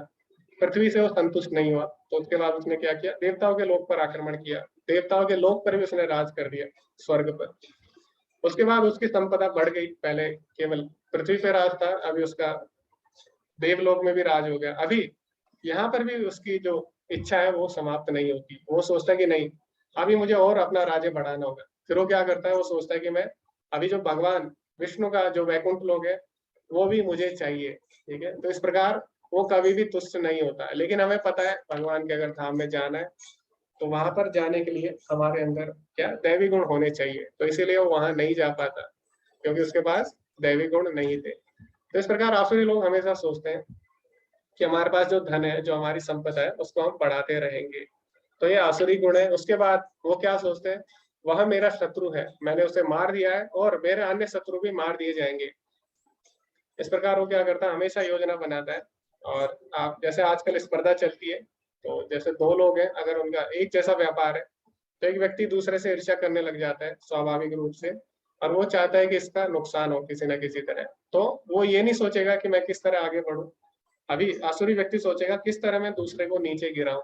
तो दूसरे को अपना शत्रु मान बैठेगा और वो चाहेगा मैं इसको भी मार दूंगा, इसको भी मार दूंगा, इस तरह मैं क्या करूंगा, मैं ही लाभ उठाऊंगा, केवल भोग के लिए मैं ही बचूंगा। तो जैसे होता है, जैसे अगर बिल्लियां होती है, तो ऐसा बोला जाता है कि जो बिल्लियां होती है वो क्या करती है, घर में खाना चुराती है। तो जब दूसरी बिल्ली खाना चुराने आती है तो वो क्या सोचती है कि काश ये बिल्ली मर जाए और मैं क्या करूं, सारा खाना मैं ही खाऊं। तो इस प्रकार आसुरी लोगों की प्रवृत्ति होती है, वो भी चाहते हैं कि सारा भोग मैं ही करूं, मेरे अलावा कोई ना करे। दूसरा व्यक्ति अगर उस व्यवसाय में आता है या उस प्रकार के काम करता है तो इसे ईर्ष्या करता है और उसको मरवाना चाहता है। तो इस प्रकार सभी को अपना शत्रु मानता है और सभी को किसी न किसी तरह वो मारना चाहता है। तो ऐसी मानसिकता किसकी थी, कंस की। कंस तो भगवान को ही अपना शत्रु मान बैठा और पूरा जीवन उसका इसी में चले गया, यही योजना बनाता रहा कि किस प्रकार मैं भगवान को मार डालूं। अभी जो आसुरी लोग होते हैं वो क्या करते हैं, वो सोचते हैं मैं सभी वस्तुओं का स्वामी हूँ, मैं भोक्ता हूँ, मैं सिद्ध शक्तिमान तथा शुद्धि हूँ, मैं सुखी हूँ। आसुरी लोग सोचते हैं कि ईश्वरो हम अहम भोगी और सिद्धो अहम बलवान सुखी, मैं ही स्वामी हूँ, भोक्ता हूँ और मैं ही शक्तिमान हूँ, मैं सबसे धनी व्यक्ति हूँ और मेरे आसपास मेरे कुलीन संबंधी है, कोई मेरे समान शक्तिमान तथा सुखी नहीं है। तो यहाँ पे हम देखते हैं एक यहाँ पर विशेष बात बोली गई है, क्या, मेरे आसपास मेरे कुलीन संबंधी है। तो आसुरी व्यक्ति अपने आप को ही सब कुछ मानते हैं और वो मानते हैं ठीक है, मैं कम से कम मेरे जो परिवार वाले या जो मेरे सगे संबंधी है वो मेरी रक्षा जरूर करेंगे। तो इस कारण वो और भी ज्यादा आसुरी स्वभाव, आसुरी कृत्य करता है। जैसे आपने देखा होगा कई लोग होते हैं, उनके जो रिश्तेदार होते हैं उच्च अच्छे पद पर होते हैं, तो रिश्तेदार अच्छे पद पर है तो इसका वो गलत लाभ उठाते हैं। वो क्या करते हैं, गलत गलत कार्य करना आरंभ कर देते हैं। उनको लगता है कि जो उसके परिवार सगे संबंधी है वो उनको बचा लेंगे, है ना। तो इस प्रकार वो गलत कार्य करते रहते हैं। तो ये क्या आसुरी गुण है। लेकिन जब किसी की मृत्यु आती है तो कोई भी सगा संबंधी उसको नहीं बचा सकता। यानी जो भगवान का विधान है वो इस प्रकार है कि चाहे कोई किसी का सगा संबंधी कितना भी शक्तिशाली है, वो उसको मृत्यु से नहीं बचा सकता। जैसे हमने देखा रावण है, तो रावण के जितने भी सगे संबंधी थे, जैसे कि कुंभकर्ण था वो भी इतना शक्तिशाली था, अहिरावण था वो भी शक्तिशाली था, मेघनाथ वो भी शक्तिशाली था। तो जो भी उसके सगे संबंधी थे, उसके कारण क्या था, रावण को और ज्यादा अहंकार हो गया था और वो सोचता है कि कम से कम मेरे जो सगे संबंधी है वो मेरी सहायता जरूर करेंगे। इस कारण वो और भी गलत काम करता है। लेकिन अंत में जब भगवान उसको मारना चाहते हैं तो कोई भी उसको नहीं बचा सकता। मारे कृष्ण राखे के, राखे कृष्ण मारे के, यानी भगवान कृष्ण जिसको मारना चाहते हैं उसको कोई नहीं बचा सकता, भगवान कृष्ण जिसको बचाना चाहते हैं उसको कोई भी नहीं मार सकता। तो इसी प्रकार जो आसुरी लोग होते हैं वो अपने सगे संबंधियों के श्रेष्ठता के कारण उसके अनुसार वो क्या करते हैं, और ज्यादा गलत काम करते हैं। मैं यज्ञ करूंगा, दान दूंगा और इस तरह आनंद मनाऊंगा, इस प्रकार ऐसे व्यक्ति अज्ञानवश मोहग्रस्त होते हैं। अब क्या करते हैं, आसुरी लोग भी दान देते हैं। तो दान क्यों देते हैं, लेकिन उससे उन्हें पुण्य प्राप्त हो और भोग करें। तो भोग की प्रवृत्ति से अगर कोई दान देता है तो ये भी जो गुण है आसुरी माना जाता है। तो इस प्रकार हम देखते हैं। अभी इन लोगों का क्या होता है, आसुरी लोगों का, तो ये भगवान इसमें बताते हैं। अभी आसुरी लोग पूरे जीवन धन संग्रह करते हैं और संपदा इकट्ठी करते हैं, अपनी शक्ति बढ़ाते हैं, अच्छे अच्छे संबंध बनाते हैं ताकि और ज्यादा भोग कर सकें। अच्छे अच्छे लोगों से, जो शक्तिशाली लोग हैं उनसे संबंध बना लेंगे ताकि हम और भोग कर सकें। लेकिन अंत में उनका क्या होता है, अनेक चित्त विभ्रांता मोह जाला समावृता प्रसक्ता काम भोगेशु पतंती नरके अशुचो। इस प्रकार अनेक चिंताओं से उद्विग्न होकर तथा मोह जाल में बंद कर वे इंद्रिय भोग में अत्यधिक आसक्त हो जाते हैं और नरक में गिर जाते हैं। तो अंत में क्या होता है, अंत में जब शरीर त्यागना होता है तो अभी सब चीजें जाने वाली है, तो इसके कारण क्या होता है, उन्हें और ज्यादा चिंता हो जाती है, तो अंत समय में चिंता से गिर जाते हैं। यहाँ पे भगवान यही बोलते हैं। और इस कारण वो क्या होते हैं, फिर नरक में गिर जाते हैं। अहंकार बलम दर्पम कामम क्रोधम च संस्थिता मामात् परम देहेषु प्रदविशन्तो अभ्यसूयकाः। मिथ्या अहंकार, बल, दर्प, काम तथा क्रोध से मोहित होकर आसुरी व्यक्ति अपने शरीर में तथा अन्यों के शरीर में स्थित भगवान से ईर्ष्या और वास्तविक धर्म की निंदा करने लगते हैं। तो अभी जो आसुरी व्यक्ति होता है उसकी ईर्ष्या इतनी बढ़ जाती है कि ना केवल वो किसी व्यक्ति से बल्कि भगवान से भी ईर्ष्या करने लग जाते हैं। तो ये आसुरी व्यक्तियों का लक्षण है। जैसे कि हमने देखा जो हिरण्यकश्यप है वो क्या करते हैं, सभी से ईर्ष्या करते हैं, सभी को मारना चाहते हैं, लेकिन अंत में उनकी ईर्ष्या भगवान से भी हो जाती है। तो आसुरी व्यक्ति की जब ईर्ष्या बढ़ जाती है तो भगवान से भी ईर्ष्या करने लग जाता है। इसी प्रकार हम देखते हैं शिशुपाल जो थे, तो शिशुपाल ने क्या किया, शिशुपाल भगवान से ईर्ष्या करने लग गए। तो जब युधिष्ठिर ने राजसूय यज्ञ कराया तो भगवान को श्रेष्ठ पुरुष के रूप में चुना गया, तो भगवान की पूजा अर्चना की गई। लेकिन अभी जो शिशुपाल था वो उसको ये दुख नहीं था कि श्रेष्ठ पुरुष उसको नहीं चुना गया, उसको ये दुख था कि कृष्ण को ही श्रेष्ठ पुरुष क्यों चुना गया। यहाँ पे और भी लोग थे, यहाँ पे द्रोणाचार्य थे, यहाँ पर पितामह थे, यहाँ पे भीष्म पितामह थे, यहाँ पर और भी लोग थे, लेकिन कृष्ण को ही क्यों चुना। तो इस कारण भगवान से ईर्ष्या करता है बहुत ज्यादा और भगवान को अपशब्द बोलना आरंभ कर देता है। तो जो आसुरी लोग हैं वो भगवान से बहुत ही अधिक ईर्ष्या करते हैं। जो लोग ईर्ष्यालु तथा क्रूर है और नराधम है उन्हें मैं निरंतर विभिन्न आसुरी योनियों में भवसागर में डालता रहता हूँ। तो भगवान बोले जो आसुर लोग हैं जो भगवान से ईर्ष्या करते हैं वो क्या करते हैं, भगवान उनको कभी भी अपने धाम नहीं बुलाते, उनको बार बार इस भवसागर में डालते हैं। तो ऐसा भगवान क्यों करते हैं हमें समझना होगा, क्योंकि अगर हमें किसी के साथ रहना है तो हम उसके साथ तभी रह सकते हैं जब हम उससे प्रेम करें। तो ऐसे ही होगा, अगर आप किसी से ईर्ष्या करते हो आप किसी के साथ नहीं रह पाएंगे ज्यादा दिनों तक। चाहे आपके माता पिता भी हैं, आपके माता पिता आपसे प्रेम करते हैं, लेकिन आप अगर अपने माता पिता से ईर्ष्या करोगे तो आप उनके साथ नहीं रह पाओगे, आप लड़ झगड़ कर दोबारा वहां से चले जाओगे। तो जो ईर्ष्यालु लोग हैं भगवान उनको अपने धाम नहीं बुलाते। क्यों, अगर भगवान बुला भी लेते हैं तो क्या करेंगे, भगवान से ईर्ष्या करेंगे और ज्यादा दिनों तक भगवान के साथ नहीं रह सकते। इसीलिए भगवान उनको क्या करते हैं, बार बार भवसागर में डालते हैं जब तक वो लोग शुद्ध नहीं हो जाते, जब तक भगवान के लिए उनका प्रेम नहीं आ जाता उनके अंदर, तब तक भगवान उनको अपने धाम में नहीं बुलाते। तो जैसे अगर हम घर में रहते हैं तो घर में रहने की भी कुछ योग्यता होती है। अगर आपको माता पिता के साथ हमें रहना है तो हमको उनका कहना मानना पड़ता है, जब वो बोले उठना पड़ता है, जैसे वो खाना बनाए वैसे हमें खाना पड़ेगा, ठीक है।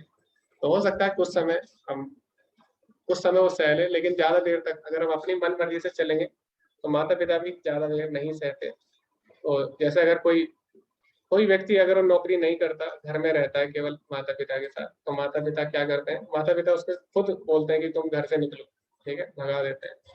तो अगर हम माता पिता के अनुसार नहीं चलते तो माता पिता क्या करेंगे, हमें खुद ही हमें बाहर निकालेंगे ताकि हम कुछ सीखें और फिर हम दोबारा उनके पास आए।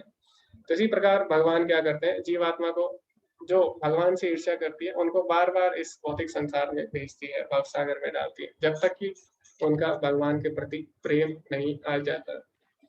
हे कुंती पुत्र, ऐसे व्यक्ति आसुरी योनियों में बारंबार जन्म ग्रहण करते हुए भी कभी भी मुझ तक नहीं पहुंच पाते, वे धीरे धीरे अत्यंत अधम गति को प्राप्त होते हैं। तो जब तक किसी के अंदर आसुरी गुण रहेंगे तब तक वो भगवान की प्राप्ति नहीं कर सकता, बल्कि क्या होगा, असुरी गुण हमेशा बढ़ते जाते हैं और बढ़ते जाएंगे और इस प्रकार धीरे धीरे वो और अधम योनियों में पहुंचता जाएगा।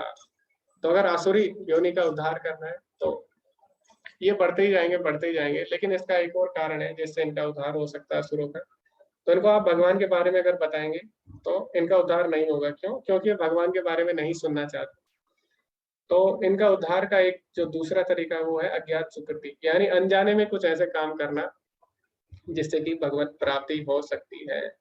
तो अगर कोई अनजाने में भी भगवान की भक्ति कर लेता है, भगवान का नाम ले लेता है, तो उसको अज्ञात सुकृति बोला जाता है। तो जो असुर लोग हैं अगर वो अज्ञात सुकृति कर लेते हैं किसी तरह तो धीरे धीरे भगवत प्राप्ति कर सकते हैं। जैसे कि हमने देखा जो वाल्मीकि थे उन्होंने मरा मरा बोला, ठीक है, तो राम नाम नहीं बोल पा रहे थे, लेकिन मरा मरा मरा बोलने से ही क्या हुआ, उनकी शुद्धि हो गई और वो भगवत प्राप्ति कर सके।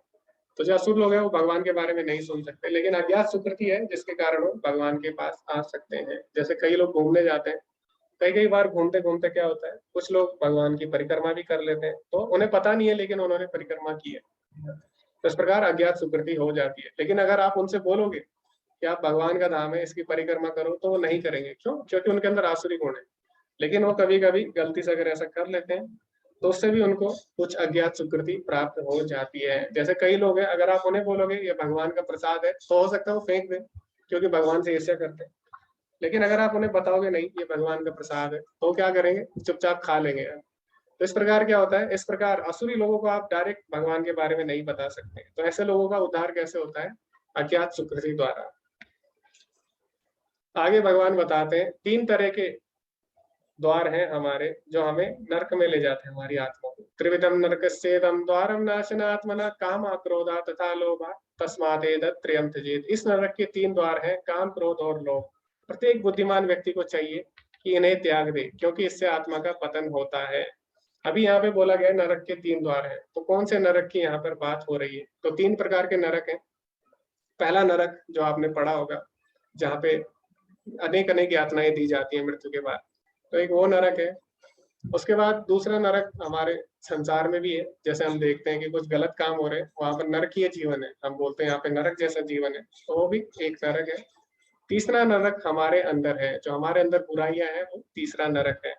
तो यहाँ पर भगवान बोल रहे हैं, जिस नरक की बात कर रहे हैं वो भगवान जो हमारे अंदर जो नरक है उसकी बात कर रहे हैं, जो हमारी आत्मा को नाश करता है।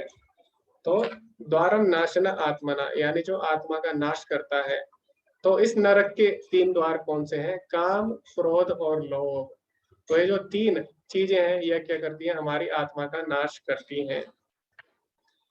एते विमुक्तः कौन्तेय तमोद्वारे त्रिनिर्भरः आचरत्यात्मना श्रेयस्ततो याति पराम गतिम्। हे कुंती पुत्र, जो व्यक्ति इन 3 नरक द्वारों से बच पाता है वह आत्म साक्षात्कार के लिए कल्याणकारी कार्य करता है और इस प्रकार क्रमशः परम गति को प्राप्त होता है। तो जितने भी आसुरी गुण है कहाँ से आरंभ होते हैं? काम, क्रोध और लोभ। तो यही जो गुण है आगे चलकर अनेक आसुरी गुणों को जन्म देते हैं। तो भगवान बोलते हैं जो इन 3 गुणों से, 3 अवगुणों से मुक्त हो जाता है, वो भी आत्म साक्षात्कार के लिए कल्याणकारी कार्य करेगा और इस प्रकार उसके अंदर दैवी गुण आएंगे, और जब दैवी गुण आएंगे तो भगवान की प्राप्ति कर सकता है। यह शास्त्र विधि उत्सर्ज्य वर्तते काम कारता न स सिद्धिम अवाप्नोति न सुखम न पराम गतिम। जो शास्त्रों के आदेशों की अवहेलना करता है और मनमाने ढंग से कार्य करता है, उसे न तो सिद्धि, न सुख, न ही परम गति की प्राप्ति होती है। तो जो असुर लोग हैं वो क्या करते हैं, अपनी बुद्धि के अनुसार चलते हैं, इस कारण वो गलत गलत कार्य करते हैं।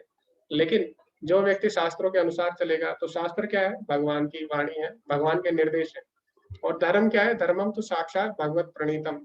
हमारा धर्म है कि जो भगवान है उनके जो निर्देश है उनका पालन करना। धर्मम तो साक्षात भगवत प्रणीतम, यानी भगवान के आदेशों का पालन करना ही जीवात्मा का धर्म है। तो जब हम भगवान के आदेशों का पालन करेंगे जो भगवान ने शास्त्रों में बताए, तो हम भगवत प्राप्ति कर सकते हैं। लेकिन असुर लोग क्या करेंगे, अपने मन माने ढंग से चलते हैं, तो उनको भगवत प्राप्ति नहीं हो पाती। तस्मात् शास्त्रम प्रमाणम ते कार्य कार्य व्यवस्थितो ज्ञातो शास्त्र विदो नोक्तम कर्म कर्तुम अर्हसि।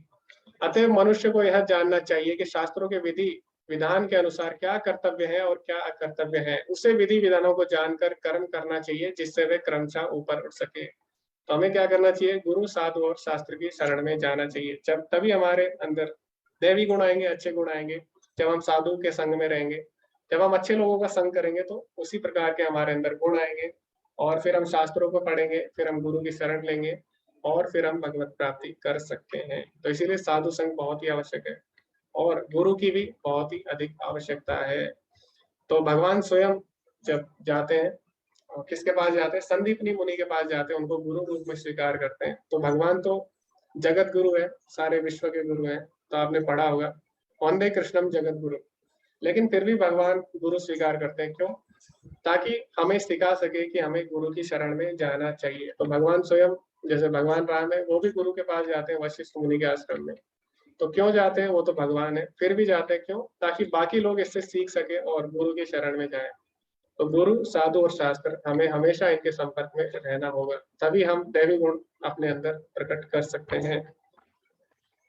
अभी क्यों हमें शास्त्रों में जाना है, शास्त्रों की तरफ जाना चाहिए, इसका प्रभुपाद जी उत्तर देते हैं। और ये हम पहले भी चर्चा कर चुके हैं कि शास्त्रों में 4 मुख्य दोष नहीं पाए जाते जो बद्ध जीव में होते हैं। तो हमारा जो भी ज्ञान है, हमारे मन, हम जो भी सोचते हैं, उसमें 4 तरह के दोष पाए जाते हैं। कौन से? हमारी इंद्रियां अपूर्ण है, हम किसी को धोखा दे सकते हैं, कपटता, हमारे से त्रुटि हो सकती है और हमारी इंद्रियां धोखा खा सकती है। इन 4 दोषों के कारण बद्ध जीव विधि विधान बनाने अयोग्य होता है। इसलिए हम कोई भी नियम नहीं बना सकते। अतः विधि विधान जिनका उल्लेख शास्त्रों में होता है इन दोषों से परे होते हैं। सभी बड़े बड़े महात्माओं, आचार्यों तथा महापुरुषों द्वारा बिना किसी परिवर्तन के स्वीकार कर लिए जाते हैं। अब जो शास्त्र है उसमें 4 तरह के दोष नहीं पाए जाते, तो इसीलिए उनको पूर्ण बोला गया है, क्योंकि वो पूर्ण द्वारा बोले गए हैं। तो जो शास्त्र है भगवान द्वारा बोले गए, और भगवान क्या है? पूर्ण है। ओम पूर्णमदः पूर्णमिदम्। तो इसीलिए शास्त्रों में 4 तरह के दोष नहीं है। तो भगवान ने जो नियम बनाए उनका हमें अनुसरण करना चाहिए। तो जीवात्मा नियम नहीं बना सकती, क्यों? क्योंकि उसके अंदर 4 प्रकार के दोष हैं। तो जैसे हम अभी कोई नियम नहीं बना सकते, क्यों? क्योंकि हम उसके योग्य नहीं है। अगर मैं बोलूं कल से सबको मास्क पहनना है तो कोई नहीं मानेगा, क्यों? क्योंकि मैं नियम बनाने के योग्य नहीं हूँ। लेकिन अगर सरकार बोलती है कल से सबको मास्क पहनना है, तो क्या करेंगे? सभी लोग मास्क पहनेंगे। और फिर सरकार बोलती है जो मास्क नहीं पहनेगा उस पर 500 रुपए जुर्माना लगेगा, तो वो भी फिर करना पड़ेगा। इसी प्रकार भगवान ने नियम बनाए शास्त्रों के। मैं अगर खुद से नियम बनाऊं या हम लोग खुद से नियम बनाए, उसका कोई पालन नहीं करेगा, क्यों? क्योंकि वो 4 त्रुटियों से हमेशा रहित, 4 त्रुटियों के साथ हमेशा होंगे। इसीलिए हम लोग नियम नहीं बना सकते। तो नियम बनाने के योग्य केवल भगवान है, और भगवान ने जो नियम बताए शास्त्रों के अनुसार है। तो इसीलिए हमें शास्त्रों का पालन करना है। जैसे सरकार बोलती है शास्त्रों का नियम पालन, सरकार का नियम का पालन नहीं करेंगे तो फिर उसे जेल के नियमों का पालन करना होता है या फिर उसे जुर्माना देना पड़ता है। इसी प्रकार हम लोग अगर भगवान के बताए हुए नियमों का पालन नहीं करते तो हमें फिर माया के नियमों का पालन करना होता है, प्रकृति के नियमों का पालन करना होता है। और यहाँ पे प्रभुपाद जी लिखते हैं बड़े बड़े महात्मा, आचार्यों और महापुरुषों ने भी इसको स्वीकार किया। तो जितने भी बड़े बड़े आचार्य हुए उन्होंने अपने आप से नियम नहीं बनाए। तो इतने महान लोग थे, वो चाहते तो खुद से भी अपने नियम बता सकते थे, लेकिन उन्होंने क्या किया? शास्त्रों के नियमों का ही पालन किया। तो क्यों? क्योंकि शास्त्रों के नियम सबसे ऊपर हैं। शास्त्रों के नियमों का पालन किए बिना कोई सिद्धि प्राप्त नहीं कर सकता। अतः जो शास्त्रों के तात्पर्य को वास्तव में समझता है वह भाग्यशाली माना जाता है, क्योंकि सारे शास्त्रों का एक ही प्रयोजन है, वो है भगवान की भक्ति। तो भगवान बोलते हैं वेदेश्च सर्वैर अहमैव वेद्यो, यानी सारे वेदों का तात्पर्य है भगवान को जानना। और जो भगवान को जान सकता है वही वास्तव में शास्त्रों को अच्छी तरह पढ़ सका, हम समझ सकते हैं। अगर कोई सारे शास्त्र पढ़ के भगवान की भक्ति नहीं करता तो वो केवल ज्ञान से बन जाता है। तो ज्ञान भी हमें इस संसार से बांध देता है। तो अगर किसी को कोरा ज्ञान है और उसी से उसको सुख प्राप्त होता है कि उसको बहुत ज्यादा ज्ञान है, इस प्रकार वो ज्ञान से बन जाता है। यह बौद्धिक शक्ति प्रकृति के 3 गुणों से बनी है। इसके पूर्व की भगवान के ज्ञान का मार्ग खुले मनुष्य को कम से कम सतोगुण तक ऊपर उठना होता है। दूसरों के लिए उपयुक्त तथा प्रमाणिक गुरु का मार्गदर्शन प्राप्त होता है, जो उसका जीवन सफल हो जाता है। तो उसका जीवन सफल हो जाता है, क्योंकि गुरु उच्च पद्धति और उन्नति का मार्ग दिखा सकता है। तो हम डायरेक्ट भगवान की भक्ति नहीं कर सकते। तो अभी हमें क्या करना है? धीरे धीरे हमें प्रयास करना होता है कि हम कम से कम सतोगुण में आए।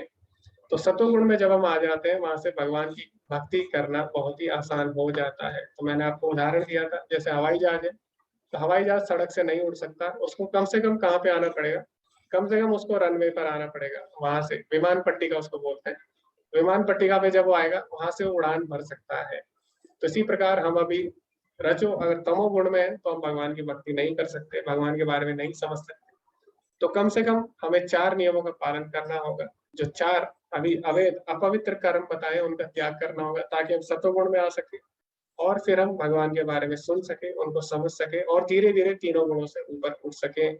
और ये कब होगा? जब हम साधु के यानी जब हम भक्तों के संग में रहेंगे, उनके संग में रहकर जब हम शास्त्र पढ़ेंगे और जब हम गुरु की शरण स्वीकार करेंगे, तो इससे हम भगवत प्राप्ति आसानी से कर सकते हैं। तो भगवत प्राप्ति हम कर सकते हैं, उसमें हो सकता है बहुत समय लग जाए, लेकिन अगर हम साधु संग में रहते हैं, शास्त्रों के संग में रहते हैं, गुरु के संग में रहते हैं, शास्त्रों के अनुसार चलते हैं, तो हम जल्दी भगवत प्राप्ति कर सकते हैं। तो इसी के साथ ये अध्याय समाप्त होता है। और किसी का कोई प्रश्न है तो आप पूछ सकते हैं या फिर आप हैंड रेज कर सकते हैं।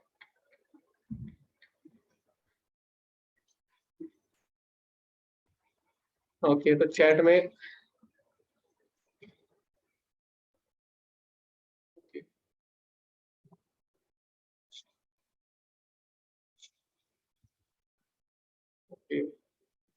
चैट में प्रवीर प्रभु जी लिखते हैं कि माता पिता को कभी कभी ये भान हो जाता है कि उनके पुत्र संसार या उनके साथ नहीं रहेंगे, ये डर सदैव बना रहता है। जब शास्त्र और भक्ति भाव का दर्शन देखते हैं तो मन में हलचल पैदा होने लगता है। मैं उनको कैसे समझाऊं ओके प्रभु जी, कुछ चीजें हैं हम बदल नहीं सकते, तो कुछ चीजें प्रकृति के नियम है वो हम बदल नहीं सकते। जैसे सर्दी गर्मी, तो आप सर्दी गर्मी का मौसम इसको आप बदल नहीं सकते, ये आएगा ही आएगा। इसी प्रकार संसार में द्वंद्व रहेंगे। तो भगवान यही बोलते हैं ताम तितिक्षस्व भारत, यानी इनको सहन करना सीखो। तो अगर हम इनको सहन करना सीख लें तो ही हम खुश रह सकते हैं। तो कुछ चीजें हम बदल नहीं कर सकते, इसको हमें स्वीकार करना होता है और इसके लिए हमें भगवान से प्रार्थना करनी होगी कि हमें सहने की शक्ति दे। तो भगवान के भक्त कभी भी भगवान से ये नहीं मांगते कि आप हमेशा उनको सुखी रखें। भगवान के भक्त बोलते हैं हमें सहने की क्षमता दे, क्योंकि पता है कुछ चीजें आप नहीं बदल सकते, सुख और दुख हमेशा आएंगे। तो भगवान ने भगवत गीता में कहीं नहीं बोला कि अगर भक्ति करोगे तो जीवन में दुख नहीं आएंगे, बल्कि भगवान अर्जुन से यही बोलते हैं कि सुख और दुख आएंगे ही आएंगे, इसीलिए तुम क्या करो, इनको सहना सीखो। और सहना हम कैसे सीखेंगे, जब हम भगवान की भक्ति करेंगे। तो उनको आप भक्ति में लगाइए और खुद भी आप अच्छे भक्त हैं, आप लगे रहिए भक्ति में।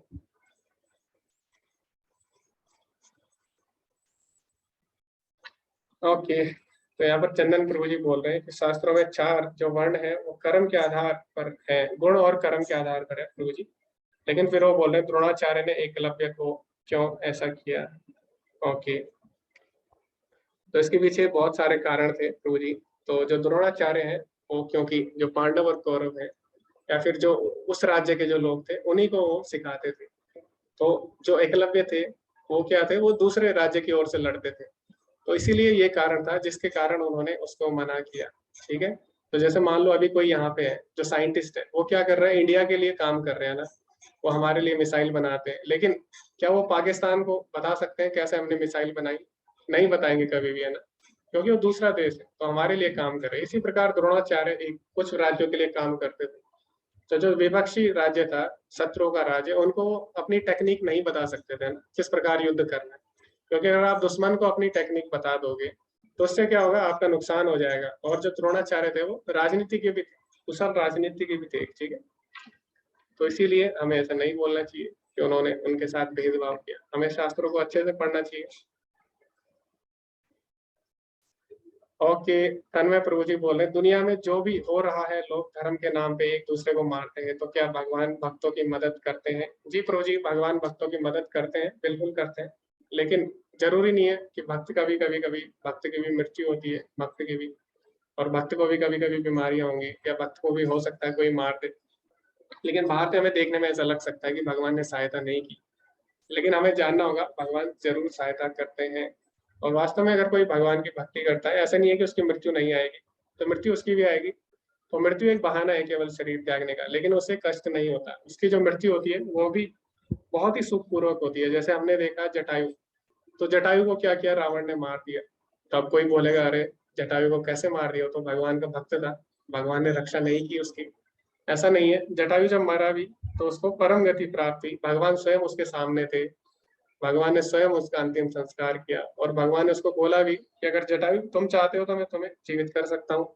लेकिन जटायु ने बोला कि नहीं, इससे अच्छी मृत्यु नहीं होगी कि भगवान मेरे सामने हो और भगवान का चिंतन करते करते ये शरीर का त्याग हो। क्योंकि जब भगवान का चिंतन करते करते करते कोई शरीर त्यागता है तो भगवान को प्राप्ति करता है। अंत काले च मामेवा स्मरण मुक्ता कलेवर, भगवान बोलते हैं अंत काल में जो मेरा स्मरण करते हुए शरीर त्यागता है तो या प्रयाति समद्भावम याति नास्त्यत्र संशय, वो मुझे प्राप्त करेगा, इसमें कोई भी संशय नहीं है। तो भगवान गारंटी देते हैं।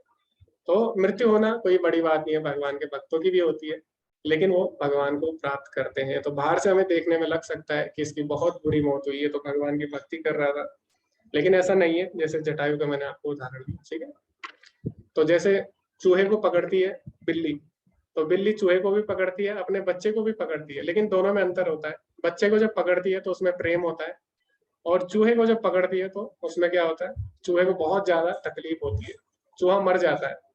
तो इसी प्रकार जो मृत्यु होती है वो दोनों को आती है, भगवान के भक्तों को भी आती है, जो भगवान के भक्त नहीं उनको भी आएगी। लेकिन जो भगवान के भक्त होंगे उनके वो मृत्यु से नहीं डरते और मृत्यु उनके लिए सुखदायी होती है। और जो भगवान के भक्त नहीं होते तो मृत्यु उनके लिए बहुत ज्यादा दुखदायी होती है। क्यों? क्योंकि अभी भी अपने शरीर से आसक्त रहते हैं, अपनी संपदा, अपने परिवार इत्यादि से। तो उनके लिए मृत्यु कैसे होती है, गरुड़ पुराण में बताया गया है, जैसे लाखों बिच्छू अगर एक साथ काटे, इतना दर्द उन्हें होता है मृत्यु के समय। और वहीं भगवान के जो भक्त होते हैं उनके लिए मृत्यु कैसे होती है, जैसे कपड़े बदलने जैसे। एक कपड़े बदलने जैसे, उनके बिल्कुल भी दर्द नहीं होता। ठीक है, तो मृत्यु दोनों की होगी, लेकिन क्या होगा हमें देखना होगा। हरे कृष्णा तुषा माता जी।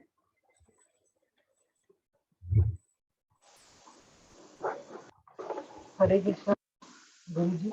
गुरु जी, जैसे आपने बोला था कि गुरु शिष्य परंपरा द्वारा हमें गुरु बनाना जरूरी है, तो कई बार हम गुरु बना लेते हैं, फिर पता चलता है कि यहाँ से तो ज्ञान गलत मिल रहा है या कुछ हो रहा है, तो फिर हम अपना गुरु चेंज कर लेते हैं। तो जी ऐसा माता जी, जी माता जी, तो शास्त्रों में लिखा गया है और सही कर्म है तो हाँ सही जी, ज्ञान वो गुरु छोड़ना पड़ता है। और जी दूसरा माता जी। हरे कृष्णा माता जी, आपकी आवाज सही से नहीं आ रही। ओके, तो मैंने आपका प्रश्न सुन लिया है। तो जी, गुरु का त्याग कर सकते हैं अगर गुरु धर्म से हीन हो जाता है, शास्त्रों के नियमों का पालन नहीं करता। तो शास्त्रों में बताया गया है कि गुरु अगर अधर्म के मार्ग पर चलने लग जाए तो गुरु का त्याग किया जा सकता है उस समय।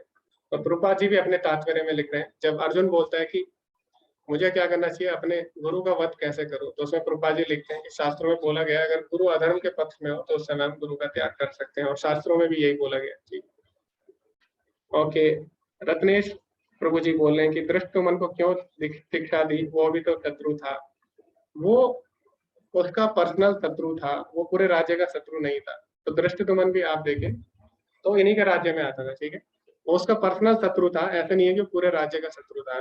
तो उससे उसकी पर्सनल दुश्मनी थी। तो जैसे अगर कोई साइंटिस्ट है, तो अगर कोई पढ़ा रहा है स्कूल में, तो हमारे लोगों को भी पढ़ाएगा, उनको भी वही शिक्षा देगा। अगर उसकी पर्सनल दुश्मनी है, उसके कारण ऐसा नहीं है कि उसको शिक्षा नहीं देगा। वो राज्य के लिए सोच रहे थे जी, तो अपना पर्सनल दुश्मनी के लिए नहीं सोच रहे थे। तो जो दृष्टिगमन था उससे उसकी व्यक्तिगत दुश्मनी थी, है ना, उससे राज्य का कोई लेना देना नहीं। ठीक है, हरे कृष्णा निशा माता जी।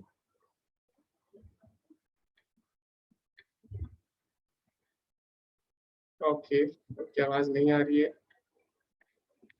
हरे कृष्णा अभिलाषा माता जी। मेरा हरे कृष्णा प्रभु जी, मेरा सवाल ये है कि आपने उस दिन प्रेम और आसक्ति के बारे में बताया, उसमें क्या विशेष अंतर है? जी माता जी, आसक्ति मतलब होता है अगर कोई गलत काम भी कर रहा है और उसे अच्छा लग रहा है, तो हम उससे इतने आसक्त हो गए कि हम उसे गलत काम करने से भी नहीं रोक पाते हैं। जैसे कि अभी यहाँ पर जो धृतराष्ट्र के पुत्र हैं, वो क्या कर रहे हैं, गलत काम कर रहे हैं। धृतराष्ट्र को भी पता है गलत काम कर रहे हैं, लेकिन क्योंकि उनके पुत्रों को इसमें आनंद आ रहा है, तो क्या कर रहे हैं, अपने पुत्रों को रोक नहीं पा रहे, भले वो गलत काम कर रहे हैं। ठीक है, तो इस प्रकार जो होता है उसे आसक्ति बोलते हैं। जैसे बच्चा है, जैसे हिरन है अभी, तो हिरन क्या है, हिरन से आसक्ति हो जाती है भरत महाराज की। तो हिरन का स्वभाव क्या था, जंगल में घूमना। तो हिरन किस लिए बना है, जंगल में घूमने के लिए, जंगल में विचरण करने के लिए, जंगल में उछलने के लिए।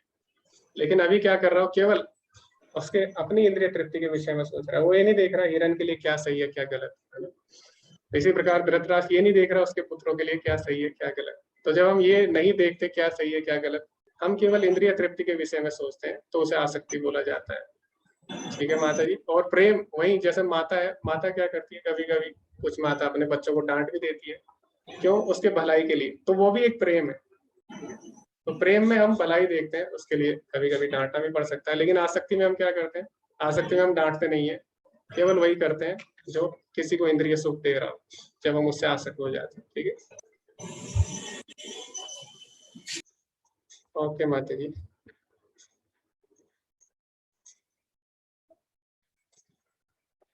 हरे कृष्णा तुषा माता जी। गुरु जी, मुझे एक और सवाल था कि जैसे अगर कोई बच्चा का उसके माता पिता कैरेक्टर असैसिनेशन कर रहे हैं, और उसका जो बच्चे का क्या प्रक्रिया होनी चाहिए, उसको अपने कर्म कैसे सही रखना चाहिए, क्योंकि उसमें स्वाभिमान की जब बात आ जाती है तो वो स्वाभिमान को बचाने के लिए वो माता पिता का वो कर बैठता है, अनादर।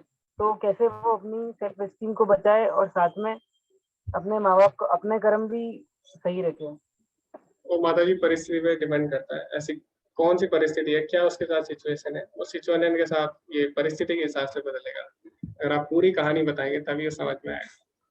एक जनरल केस के साथ वो बदलता है माता जी। तो कुछ केस में हो सकता है पेरेंट्स भी गलत हो सकते हैं, जैसे कि अभी हम देखते हैं कि कुछ पेरेंट्स क्या करते हैं, वो चाहते हैं बच्चा वही करे जो हमने किया, तो अगर हम इंजीनियर हैं वो भी इंजीनियर बने, हम डॉक्टर हैं तो वो भी डॉक्टर बने। उसके कारण वो क्या करते हैं, या फिर हम नहीं भी है तो क्या करते हैं, वो चाहते हैं जैसे जैसे हमारे रिश्तेदार हैं वो आईएएस है तो हमारे बच्चे को भी आईएएस बनना है, तो उसके कारण वो क्या करते हैं, बच्चे को बचपन से ही वो उसको वो कराने लगते हैं जो उन्हें पसंद है। तो उसके कारण वो बच्चों को बचपन से ही, आपने देखा होगा कोटा में कोचिंग सेंटर है वहाँ पे भेज देते हैं। तो बच्चा क्या करता है, अब उसका मन नहीं है वो करने का, लेकिन पेरेंट्स उसको फोर्स करते हैं, तो वो क्या करता है फिर आगे जाके वो सही से नहीं कर पाता। तो कई लोग आईएएस बन भी जाते हैं फिर भी वो सुसाइड कर लेते हैं। क्यों? क्योंकि वो नहीं करना चाहते थे, जबरदस्ती उनसे करवाया जा रहा था। ऐसे कई लोग हैं वो जब नहीं कर पाते अच्छा तो सुसाइड कर लेते हैं।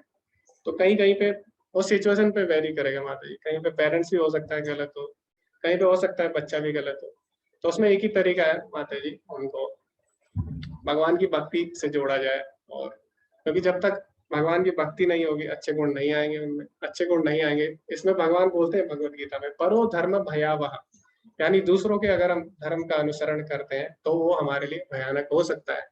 तो ये बात अगर वो समझ जाए पेरेंट्स कि जो बच्चे की प्रवृत्ति है उसके अनुसार उसे चलना चाहिए, दूसरे प्रवृत्ति को अनुसरण करना भयावह यानी भयानक हो सकता है। तो ये बातें भगवत गीता में बोली गई, शास्त्रों में बोली गई। अगर वो शास्त्रों का पालन करेंगे तो इस बात को समझ सकेंगे। इसीलिए हमें भगवत गीता को सब तक पहुंचाना चाहिए, क्योंकि इसमें जो टिप्स दिए गए हैं अपने जीवन जीने के, उससे सभी का कल्याण होगा। तो अगर हम बच्चे को भी भगवान से जोड़े, उनके माता पिता को भी भगवान से जोड़े, तो इसमें दोनों का कल्याण हो सकता है। चाहे फिर कोई भी परिस्थिति हो, तो किसी परिस्थिति में हो सकता है माता पिता गलत कर रहे हो बच्चे के साथ, या किसी परिस्थिति में बच्चा गलत कर रहा है, तो दोनों ही परिस्थितियों में भगवत गीता की शिक्षाएं महत्वपूर्ण है। इसमें सारे टिप्स दिए हैं कैसे अच्छा जीवन हम जी सकते हैं। क्योंकि अनिल प्रभु जी बोल रहे हैं कि क्या शेयर मार्केट में पैसा लगाना गैम्बलिंग है? जी प्रभु जी, दो तरीके हैं शेयर मार्केट में पैसे लगाने के। एक होता है म्यूचुअल फंड में लगाते हैं, एक होता है स्टॉक में अगर आप लगाते हैं तो क्विक मनी, जहाँ पे तुरंत हमें अधिक लाभ मिल रहा है, वहां पे क्या होता है, वहां पे पूरा ध्यान हमारा वहीं पे रहता है और इस प्रकार हमारा मन हमेशा उसी में लगा रहेगा और हम कोई और काम नहीं कर पाते अच्छे से। तो जो लोग स्टॉक में लगाते हैं उनका पूरा ध्यान उसी पे रहता है, हर समय उसी का चिंतन करते रहते हैं। और हमें क्या करना है, हमें भगवान का चिंतन करना था, लेकिन अगर आप उसी का चिंतन करते रह जाओगे फिर मृत्यु के समय क्या होगा, स्टॉक मार्केट ही फिर ध्यान में आएगा उस समय, ठीक है। तो फिर उससे क्या होगा, दोबारा हम इस संसार में बन जाएंगे। तो अगर आपको शेयर मार्केट में पैसा लगाने भी है तो स्टॉक में ना लगा के, जैसे कई लोग म्यूचुअल फंड में लगाते हैं, तो उसमें क्या होता है धीरे धीरे ग्रोथ होती है और उसमें आपको ज्यादा दिमाग नहीं लगाना पड़ता, आप अपने और काम भी कर सकते हैं, ठीक है। तो कोई भी काम करना जो भगवान से हमारा मन हटाए उसको हमें त्याग देना चाहिए, ठीक है। तो अगर हमारा मन वहीं पे लग रहा है तो ऐसे कामों को हमें त्याग देना चाहिए, ठीक है।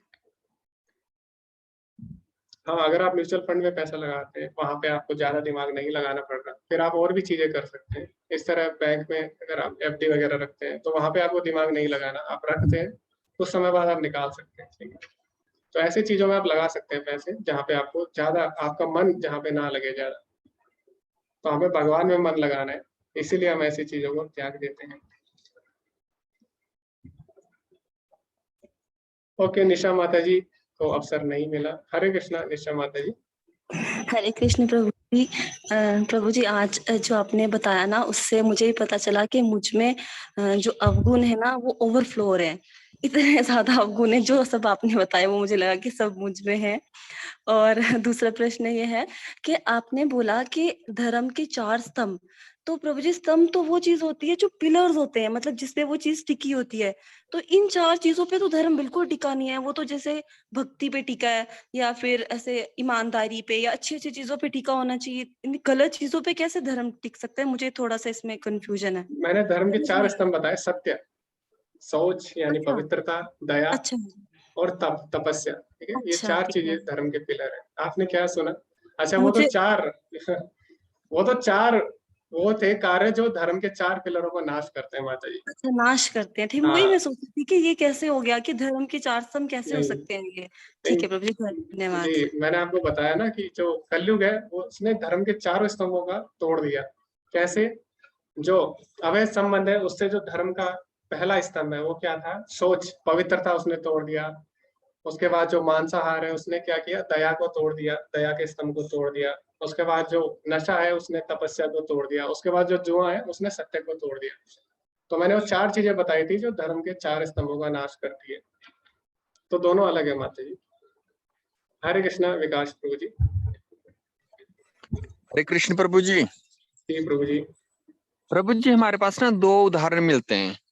एक तो वो उस आदमी का उदाहरण था जो सारे टाइम में सारी जिंदगी जिसने पाप किया, लेकिन लास्ट में नारायण नारायण बोल के मोक्ष को प्राप्त हुआ। ठीक है वो जी। कौन था? भागवत में नाम नहीं मेरे को याद, लेकिन भागवत में कथा है जो जी अपने जी। लड़के का नाम नारायण हाँ रखता हाँ है। जी जी जी आगे। और एक हाँ जी, और एक हमारे सामने एक और उदाहरण आता है कि ऐसा व्यक्ति जो सारी जिंदगी सत्कर्म करता है, लेकिन लास्ट में उसकी आसक्ति हिरण पे आके जो लग जाती है और हिरण बन जाता है इसमें प्रभु जी, जी तो जड़ प्रभु भक्त के जी, नाम से। जी जी जी, तो दोनों तो का ही प्रभु जी कल्याण हो इसमें गया। ना, नहीं प्रभु जी इसमें है ना कि एक ने तो लास्ट में नारायण बोला, ठीक है, और एक ने लास्ट में हिरण में आसक्ति चलेगी। तो इस इनका दोनों को मरने से जी पहले इनका कर्म था जी वो तो जी समझ निष्फल नहीं गया। हो गया जी जी मैं मरने समझता से हूँ। पहले। जी जी अभी हम समझते हैं दोनों को, ठीक है, दोनों केस को। तो सबसे पहले आता है केस जो आपने बोला, जिसने अपने बच्चे का नाम नारायण रखा, वो आता है अजामिल की कहानी। तो अजामिल ने हाँ जी, हाँ जब जी, हाँ जी। भगवान का नाम लिया अंत में, तो ऐसा नहीं है उसको मोक्ष प्राप्ति हुई प्रभु जी। अजामिल को दोबारा जन्म लेना पड़ा और भगवान उसको दोबारा अवसर देते हैं कि वो इस जन्म में सुधरे। इसी प्रकार भगवान सबके साथ करते हैं, सबको भगवान अवसर देते हैं कि कम से कम वो भगवान की भक्ति कर सके। जैसे हमें भी भगवान ने अभी अवसर दिया है, तो हमें भी भगवान की भक्ति करनी चाहिए। अजामिल को तुरंत मोक्ष नहीं मिला। जब उसने नारायण बोला, तो नारायण बोलने से क्या हुआ, नारायण बोलने से यमदूत उसको नहीं ले जाते, क्योंकि यमदूत जब किसी को ले जाते हैं तो बहुत यातनाएं देते हुए वो निकालते हैं उसको। तो उसको क्या करते हैं, विष्णुदूत ले जाते हैं, यमदूत नहीं ले जाते हैं। लेकिन वो भगवान के धाम नहीं जाता, उसको भगवान दोबारा अवसर देते हैं भक्ति करने का, तो उसे मोक्ष प्राप्त नहीं होता। सबसे पहली बात, भगवान उसको और अवसर देते हैं, और फिर अगले जन्म में अजामिल भगवान की अच्छे से भक्ति करता है और फिर भगवान की प्राप्ति करता है। तो भगवान ने उसे क्या किया, एक और अवसर दिया। और दूसरा, क्यों उसको ऐसा हुआ उसके साथ ऐसा इसलिए हुआ क्योंकि हम अगर अजामिल की कहानी देखें, तो अजामिल पहले भगवान का भक्त था। ऐसा नहीं है कि अजामिल शुरू से ही गलत काम कर रहा था। तो अजामिल ने पहले भगवान की भक्ति की थी, लेकिन क्या करता हो, बीच में भटक जाता है, क्योंकि साधु संग में नहीं था, अकेले अकेले रहता है, अकेले वन में जाता है। तो जब हम अकेले रहते हैं तो उसमें क्या होता है, अकेले रहते हैं तो उस समय माया ज्यादा प्रबल हो जाती है। इसीलिए हमें हमेशा साधु संग में रहना चाहिए। तो साधु संग में नहीं था, इसीलिए उसको क्या किया, माया ने घेर लिया उस समय, और फिर उसने गलत काम करने आरंभ कर दिए। लेकिन क्योंकि पहले कभी उसने भगवान की भक्ति की थी, इसीलिए लास्ट में भगवान ने उसकी रक्षा की। क्योंकि भगवान बोलते हैं भक्ति का कभी भी नाश नहीं होता, नेहा भी कर्म नाश सोचती। तो भले ही हम भगवान की भक्ति की हम भूल जाए, लेकिन भगवान कभी भी नहीं भूलते। तो क्योंकि उसने भगवान की थोड़ी बहुत भक्ति की थी, तो भगवान ने उसकी रक्षा की। स्वल्पम अपि अस्य धर्मस्य त्रायते महतो भयात्। स्वल्पम यानी थोड़ी सी भी अगर हम भक्ति करते हैं, त्रायतो महतो भयात्, बड़े बड़े भय से हमारी रक्षा हो सकती है। तो अजामिल ने थोड़ी सी भक्ति की थी, इसीलिए भगवान ने उसकी रक्षा की और उसको दोबारा अवसर दिया। उसको मोक्ष प्राप्त नहीं हुआ, क्योंकि मोक्ष तब तक प्राप्त नहीं होता जब तक हमारे अंदर दैवी गुण नहीं आ जाते, जैसे अभी भगवान ने बताया। तो अगले जन्म में अजामिल क्या करता है, इनका अभ्यास करता है भक्ति का, उसके अंदर दिव्य गुण आते हैं, फिर भगवान की प्राप्ति करता है। इसी प्रकार भरत महाराज के साथ भी होता है। तो भरत महाराज ने भगवान की भक्ति की, और दोनों केस में हम देखते हैं एक समानता है। क्या, दोनों केस में साधु संग नहीं था। अजामिल के पास भी साधु संग नहीं था, भरत महाराज के पास भी साधु संग नहीं था। तो जब वो साधु संग से अलग होते हैं या साधु संग में नहीं रहते हैं, उस समय क्या करते हैं, वो गलत काम करना आरंभ कर देते हैं, दोनों के दोनों। और दोनों को भगवान अवसर देते हैं भक्ति का। तो दोनों ने भक्ति की थी भगवान की, लेकिन किसी न किसी कारण दोनों ही आसक्त हो जाते हैं, और फिर दोनों को ही एक और अवसर मिलता है। तो एक तरह हम देखें, दोनों ही कहानी सेम चली। ठीक है प्रभु जी। हाँ जी, नहीं मेरा तो ये था, मतलब इससे तो कहीं हाँ हमारे समाज में गलत मैसेज तो नहीं चलेगा भाई हाँ, आप सारी गलत जिंदगी मैसेज गलत जाएगा। काम करो और लास्ट में स्वर्ग प्राप्त ले लो, स्वर्ग के लिए हाँ, चल जाओ आप। तो अगर कोई स्वर्ग के लिए सोचता है, वो भी गलत माना गया भगवत गीता में, क्योंकि स्वर्ग भी टेम्पररी है। तो अगर कोई स्वर्ग भी चले जाता, वो भी ठीक भक्तों है, के लिए बड़ी बात नहीं होती। जैसे कई लोग बोलते हैं कि अरे जो कौरव थे उन्होंने गलत काम किया तो स्वर्ग चले गए। तो स्वर्ग जाना कोई बड़ी बात नहीं है। स्वर्ग जाना ऐसा है जैसे आप 5 स्टार होटल में चले गए, तो कोई बड़ी बात नहीं है। वहां पे आप हमेशा नहीं रह सकते 5 स्टार होटल में। जब तक आप बिल देंगे तभी तक रहेंगे, उसके बाद आपको निकाल दिया जाएगा। तो अगर कोई स्वर्ग असुर चले जाता है तो इसमें कोई बड़ी बात नहीं होती, ठीक है। तो हमें समझना है हमारा वास्तविक धाम भगवान का घर है, और जो भगवान के धाम अगर कोई जाता है तो उसमें बड़ी बात मानी जाती है। तो इसीलिए अगर कोई स्वर्ग भी चले जाता है या कोई, ओके, तो इसमें कोई बड़ी बात नहीं है। आगे हम बढ़ते हैं, अभी समय हो चुका है तो हम एक और क्वेश्चन लेंगे, बस इसके बाद नहीं लेंगे। हरे कृष्णा प्रेमलता माता जी। हरे कृष्ण प्रभु जी। प्रभु जी, जैसे कि सत्य धर्म के एक स्तंभ है, लेकिन महाभारत युद्ध में भगवान श्री कृष्ण ने युधिष्ठिर महाराज से कहा था कि तुम असत्य कहो तभी तुम युद्ध जीत सकते हो, अथवा नहीं, अन्यथा नहीं। तो फिर मतलब असत्य का भी साथ भगवान ने अच्छे कर्म करने के लिए, युद्ध जीतने के लिए कहा, तो फिर वो धर्म ही हुआ इस हिसाब से। जी माता जी, तो कभी कभी किन्हीं परिस्थितियों में हम असत्य बोल सकते हैं भगवान की भक्ति में। तो हमारा जो मुख्य उद्देश्य क्या है, धर्म की रक्षा। तो असत्य क्यों बोला? धर्म की रक्षा के लिए। जैसे कि अभी मान लो हमारे अगर सैनिक है, उनको कोई पकड़ लेता है दूसरे देश के, तो क्या अपनी डिटेल बता देंगे? क्या सच बोल देंगे? वो नहीं बोलेंगे ना, क्योंकि उससे हमारे देश को नुकसान हो सकता है। तो उनका धर्म क्या है? वहां पे उनको सच नहीं बोलना है, ठीक है। तो कुछ परिस्थिति है उसमें हम सत्य नहीं बोल सकते, है ना, क्योंकि हमें देखना वास्तव में धर्म को हमें बचाना होता है। तो उस समय हमें देखना बस किसी तरह धर्म की रक्षा होनी चाहिए। तो भगवान क्या है? धर्म के पिता है, सनातन धर्म के। तो इसीलिए भगवान ने बोला, और सत्य यहाँ पे बोलना चाहिए। सत्य का मतलब मैंने आपको बताया था क्या होता है, ये भी मैंने आपको बताया था। तो जब हमने दैवी गुणों की चर्चा की थी तो मैंने आपको बताया था सत्य का मतलब होता है जो शास्त्रों के वचन है उनको यथारूप पालन करना। तो मैंने सत्य का ये नहीं बोला सारी चीजें सच सच बताना जिस किसी ने बताई।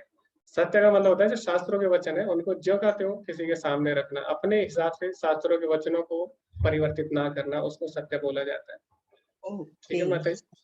हरे कृष्ण। तो सत्य मतलब ये नहीं किसी ने हमें कोई बात बताई उसको हम ज्यों का त्यों बता रहे हैं। सत्य मतलब है जो शास्त्रों के वचन है उनका ज्यों का त्यों पालन करना, उसको सत्य बोला जाता है। तो शास्त्रों का वचन क्या है? धर्मम तो साक्षात भगवत प्रणीतम, यानी भगवान के आदेशों का पालन करना। और भगवान अगर बोल रहे हैं किसी को कुछ करने को तो उसको करना ही होगा, चाहे वो युधिष्ठिर महाराज हो या कोई भी हो। तो भगवान के बातों का अनुसरण करना, शास्त्रों का अनुसरण करना, वो सत्य है। तो इसीलिए युधिष्ठिर महाराज अगर भगवान की बात मानते तो उसे सत्य बोला जाता है।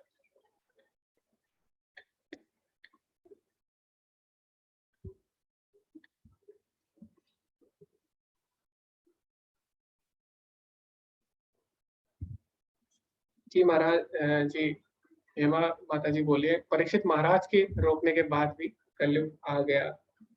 जी माता जी, तो कुछ चीजें हमारी इच्छा पर भी निर्भर करती है। तो कलयुग परीक्षित महाराज की इच्छा से नहीं आया, जो बाकी जो जीवात्मा है जो भोग करना चाहती है उनकी इच्छा से कलयुग आया। ओके, मोहिंदर प्रभु जी बोले भगवान से जुड़ने के लिए यानी भागवतम के लिए सही उम्र क्या है? तो भागवतम में बताई गई है सही उम्र क्या है भगवान की भक्ति करने की, भगवान से जुड़ने की। तो कौन बताते हैं? वो हमें बताते हैं प्रहलाद महाराज। तो प्रहलाद महाराज बोलते हैं कि कौमार आचरित प्रज्ञा धर्मान भागवतान इहा, यानी भगवान से जुड़ने की जो सबसे अच्छी उम्र है वो कौन सी है? कौमार आचरित। कुमार अवस्था से ही हमें भगवान के बारे में समझना आरंभ कर देना चाहिए। तो जब प्रहलाद महाराज गुरुकुल में जाते हैं वहां पे सभी असुर लोग होते हैं, असुर लोगों के पुत्र होते हैं वहां पे। तो हिरण्यकश्यप सोचते हैं ये असुर लोगों के साथ रहेगा और ये बिगड़ जाएगा, लेकिन वो क्या करते हैं? असुर लोगों के साथ रह के उनको भी भक्त बनाते हैं। और जो असुर बच्चे होते हैं उनको बोलते हैं कि तुम लोग असुर कुल में जन्मे हो, लेकिन अभी तुम बच्चे हो तो तुम्हारे अंदर अभी गलत गुण नहीं है। तो अगर तुम अभी से अपने अंदर भगवान की भक्ति डालोगे तो तुम भगवान को प्राप्त कर सकते हो, जो कि हमारे जीवन का उद्देश्य है। इसीलिए तुम्हें अभी से भक्ति कर लेनी चाहिए। कौमार आचरित प्रज्ञा, तो इस प्रकार प्रहलाद महाराज बोलते हैं। तो अगर हमें सही से भक्ति करनी है उसकी उम्र है हम कुमार अवस्था से ही आरंभ कर दें। तो जैसे अभी आप यहाँ पे देख रहे हैं ध्रुव यहाँ पे है, तो वो भी क्या कर रहे हैं? अभी बचपन से ही भगवान की भक्ति कर रहे हैं ना। तो यही सही अवस्था है भगवान की भक्ति की, क्योंकि जैसे जैसे हम बड़े होते हैं क्या करते हैं? गलत गलत चीजें हम सीखते रहते हैं समाज से, और उसका संस्कार बन जाता है जिससे फिर बाहर निकलना बहुत ही ज्यादा कठिन हो जाता है। इसीलिए जितनी जल्दी हो सके हमें भगवान की भक्ति में लग जाना चाहिए। ओके, तो अभी हम वैष्णव प्रणाम मंत्र बोलेंगे और आज के सत्र का हम यहाँ पे समापन करेंगे। अभी हमारे पास 2 दिन है, तो आपके जो भी प्रश्न है आप उनको रखिए। फिर भी पूरे नहीं होते तो हम भगवत गीता का अगले महीने दोबारा से हम कोर्स करेंगे, उसमें भी आप पूछ सकते हैं। ठीक है। हरे कृष्णा गुरु, आप वैसा प्रणाम मंत्र बोलिए फिर अरेंज करते हैं।